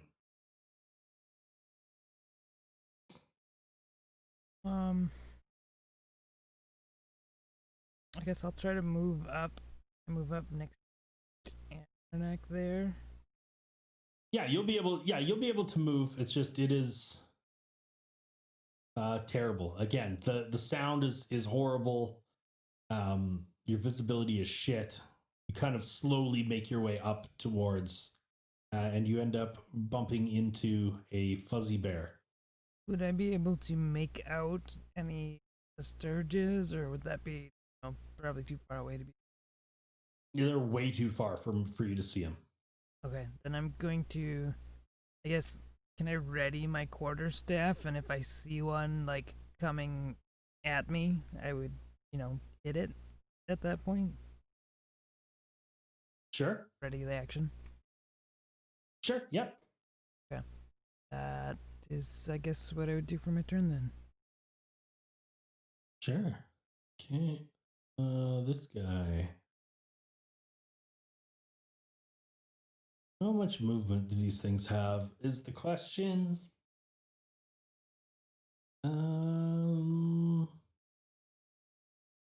Senses fly 40. Okay.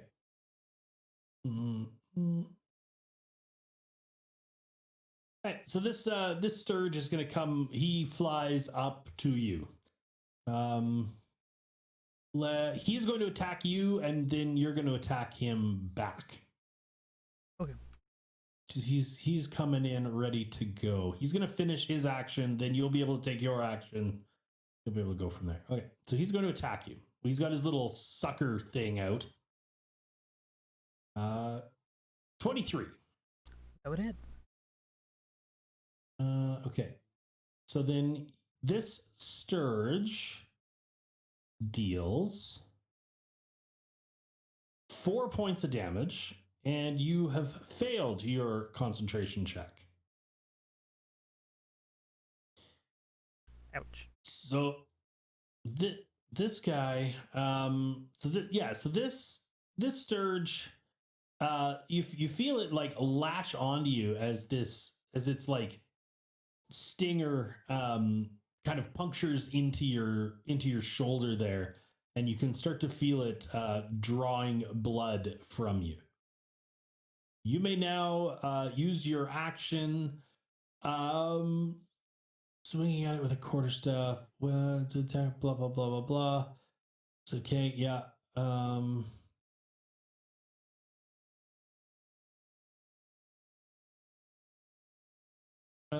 You can so you can attempt to swing at it. You would get disadvantage because it's like attached to you, or you can use that action that you've readied just to like pull it off of you, basically. Yeah, I'll probably try to pull it off. Makes sense. Okay, so that Sturge is now detached from you.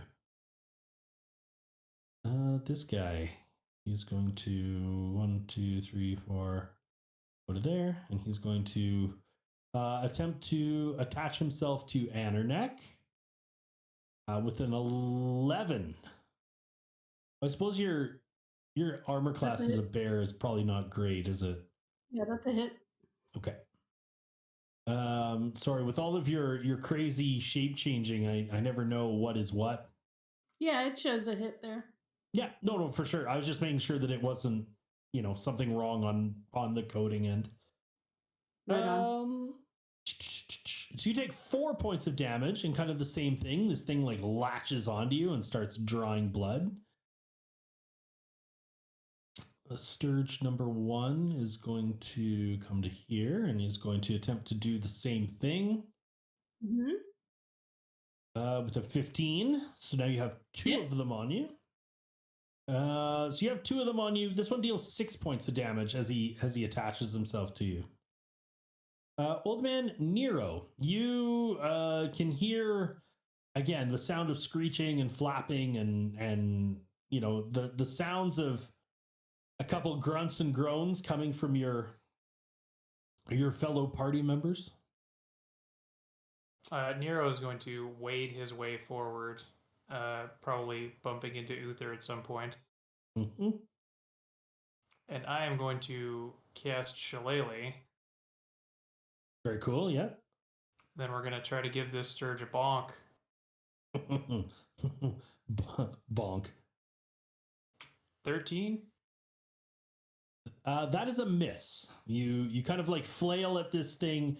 Your shillelagh kind of ends up getting caught up in the mass of bats, and you see a couple more bats fall to the ground dead. What a bunch of bullshit. Should have hit him with the Eldritch Blast. That's it. Never doing that again. Lessons have been learned. Sturge number 6. Where now you know how Anna felt. 5. This one is going to attempt to attach itself to Uther. With an 8 to hit, he misses terribly. He ends up getting a bat. You see another couple bats fall. You see another bat fall to the ground. I mean, to be fair, Banner is a really big target, so That's true.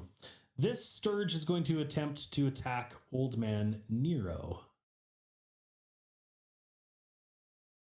And this guy does terribly. He tries to actually end up suck on your shillelagh, if you will. So you see like this like nasty looking mouth come and get onto your staff a little bit. Not successfully. Rack, it is your turn.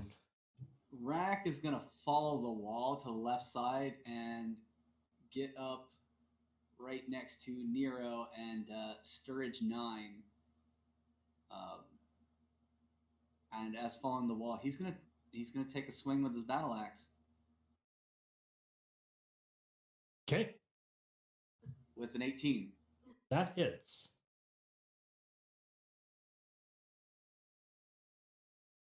With 10 points of damage. Okay, this one, you whack it out of the air as it falls to the ground dead. Rack is gonna continue a second swing on Sturridge 7 then. Still like very angry. With a 12.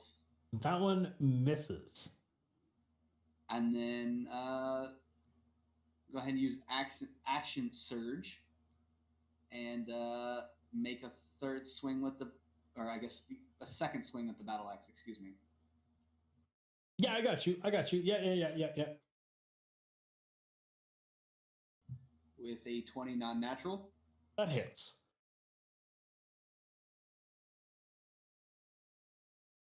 With 8 points of damage. Okay, so yeah, you knock this one off of Darren as the Sturge falls to the ground. And then Rack's gonna end his turn right there. Off of Uther, and then it falls to the ground. Yes, Jesus, I am the worst. Anderneck, it is your turn.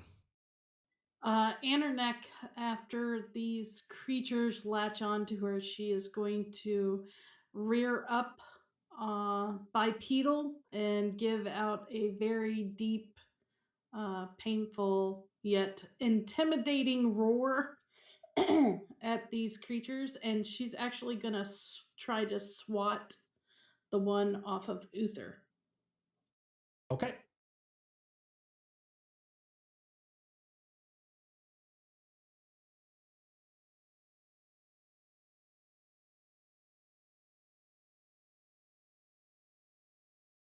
Yeah, 21 to hit. 21 does hit. And that'll be 13 points of damage. She swats it. Okay. So yeah, again, another one gets swatted off of Uther as it hits the ground. This guy is going to make his way over. He's going to attach himself or attempt to attach himself onto Old Man Nero.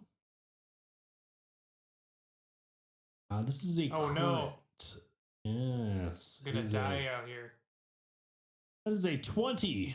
Nat 20 for the DM. You take 7 points of damage as this guy latches himself onto you. This guy, what is he going to do? He would make his way down here like this. 1, 2, 3, 4, 5, 6. Pardon me. I was supposed to have 2 attacks. I'm sorry. Oh, I'm sorry. No. Go ahead. Take your second one. So you have 2 Sturges attached to you. So if you were to attack them, you would be attacking them with disadvantage, or you can use your action to try and like shake one of them off of you. No, she would definitely turn her head and try to bite one off. Okay, that's fine. So just make your attack with disadvantage. I'm sorry there was a delay. I was opening and reading it to make sure I was accurate. No problem. Do your thing. Do your thing.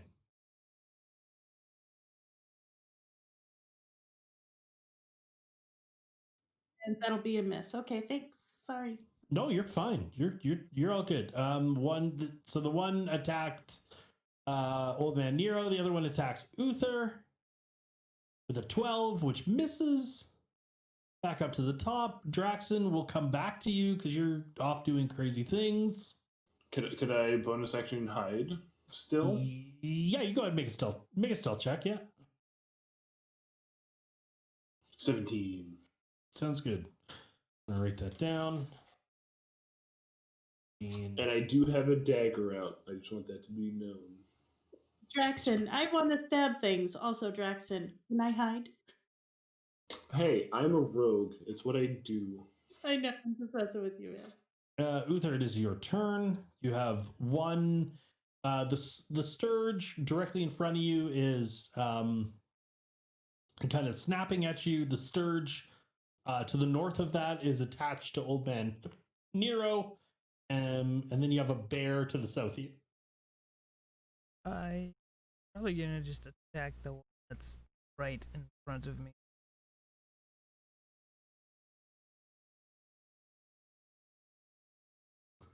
Say 20 to hit. That hits. 5 damage. Okay, you knock that one out of the air. And then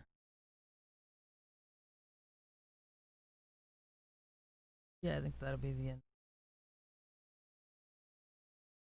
Okay. This one is attached. Okay, so he doesn't have to roll the hit. He's just going to drain some. He's going to suck your blood. So he's going to do.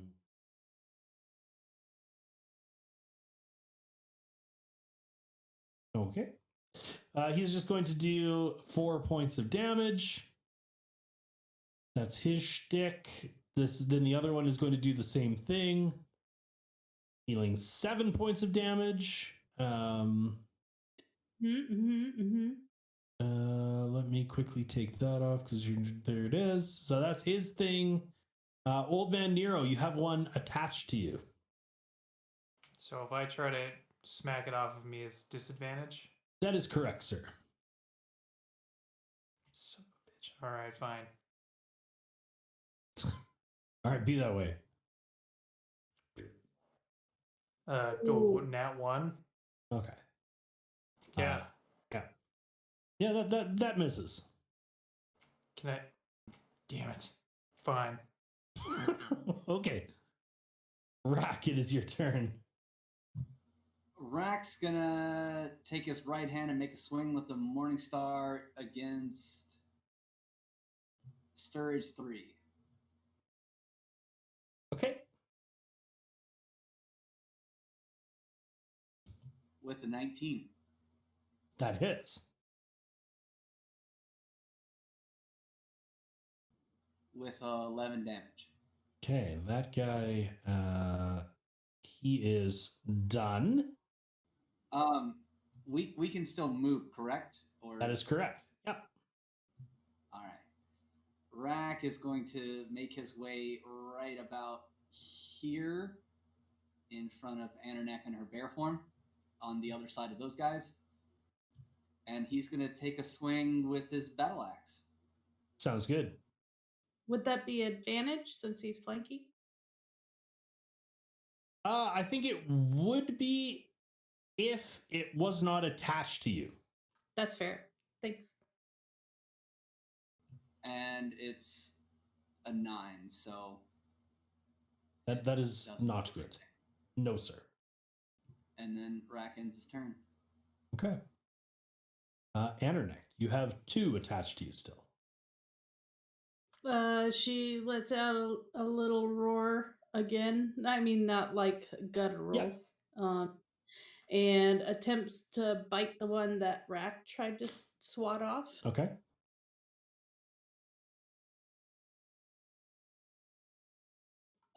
You said disadvantage, correct? Correct. I had to make sure I clicked it. Sorry.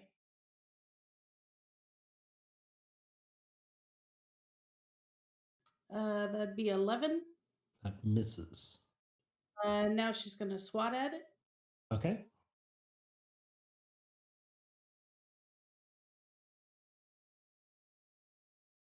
That'd be a 19. That hits. Oh, I dropped a natural 20. Boo.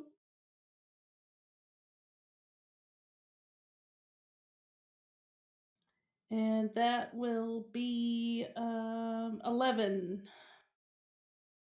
That yeah, you see that one drop to the ground. Uh, Annernek's just gonna kind of turn her body a little bit because she can't really see the other one. It's kind of on her back, so she's gonna try to turn it towards Rack, and that Okay. will be my turn. Okay. Perfect. Draxon will come back to you. Uther, it is your turn.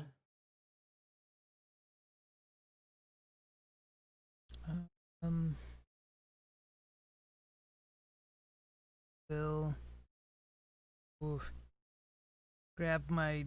It's still attached to Andernek, right? It is. Can I try to pull it off from her?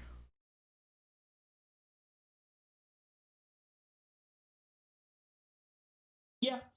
Yeah, you could do that.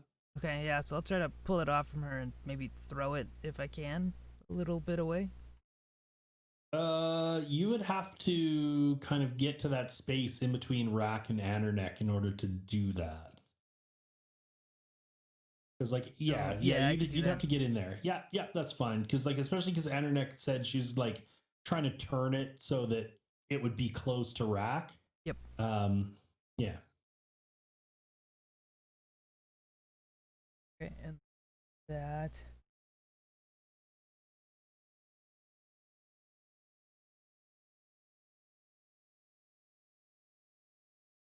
I think that'll do it then. Yeah, I'll just try to tear it off from her.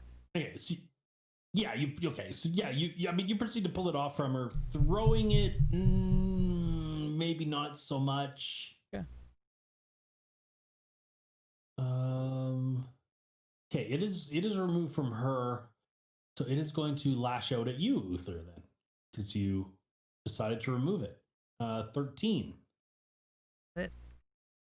Okay, so as you like pull it off and like you're like fighting, you kind of like are fighting with this like oversized house cat sized mosquito. It like as you remove it from Andernek, you see it like whip around and like catch you as it like brings its head around. So now it is attached to you. You take 4 points of damage, and it is starting to drain you. Nero, it is your turn. Okay, so it's just like a little party going on over there. It's a thing. I think I can make it over there. Scooch around 1, 2, 3, 4, 5, 6. I'm gonna give it the bonk. It's gonna work this time. There we go. Son of a bitch. Nice. Oh, Boom. God, wrecked. Okay, so that was approximately what, 3 rounds? Okay, so Yeah. we're gonna do 3 rounds up here. So Draxon, you have 3 rounds. So let's get that sorted out, and then we'll go from there.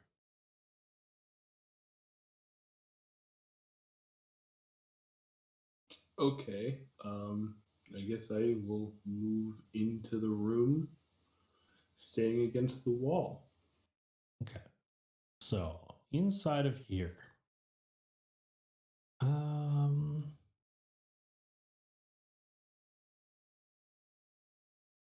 Oh man, I did not prep this room. Didn't think we were gonna get here. I just want to say, didn't he hide? I don't know how well he hid. I didn't check. Yeah, it's a 17 stealth. I have it written down. Okay, sorry. I'm not trying to interrupt. I'm just No, making sure. that's all good. Yeah, no, he definitely hid. I just didn't. Like I said, I just didn't prep this room because I didn't think we would get here. But that's okay.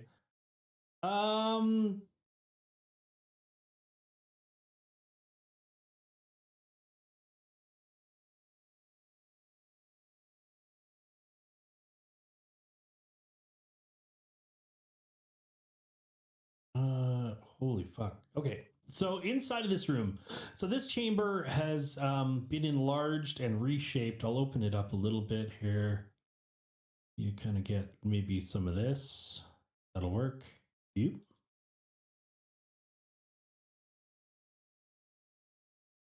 There. What? Come on now. This room. This chamber has been enlarged and reshaped from its original form. The floor and 3 of the walls are smooth, and stalactites and stalagmites have been polished into gleaming columns. Every surface glistens with moisture, and the air is warm and humid. The flat walls of the chamber are decorated with shallow abstract carvings of dragons. Dragons' tails coil into intricate patterns and knots that flow across the walls. The creature portrayed in the northwest corner, so that's kind of the corner that you're currently coming into. The creature portrayed in the northwest corner stands out. So it's a 5-headed dragon rising from an erupting volcano. Other dragons, which seem dwarfed by the 5-headed monstrosity, flock to its side. A small wooden chest with silver and mother of pearl inlays sit on the floor in the corner, in front of the monstrous dragon carving, so very close to you.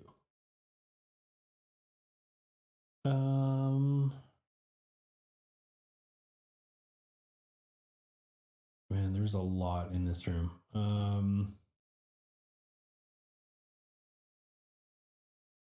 You know what? We're gonna have to come back to this. So we need Draxon. 3 rounds. I'm making a note right now. I did not prep this room, and this one is a big one. This is an important one. So I will be prepared for this for next time. But my friends, this is where we're going to call it, because again, this is a good place for it.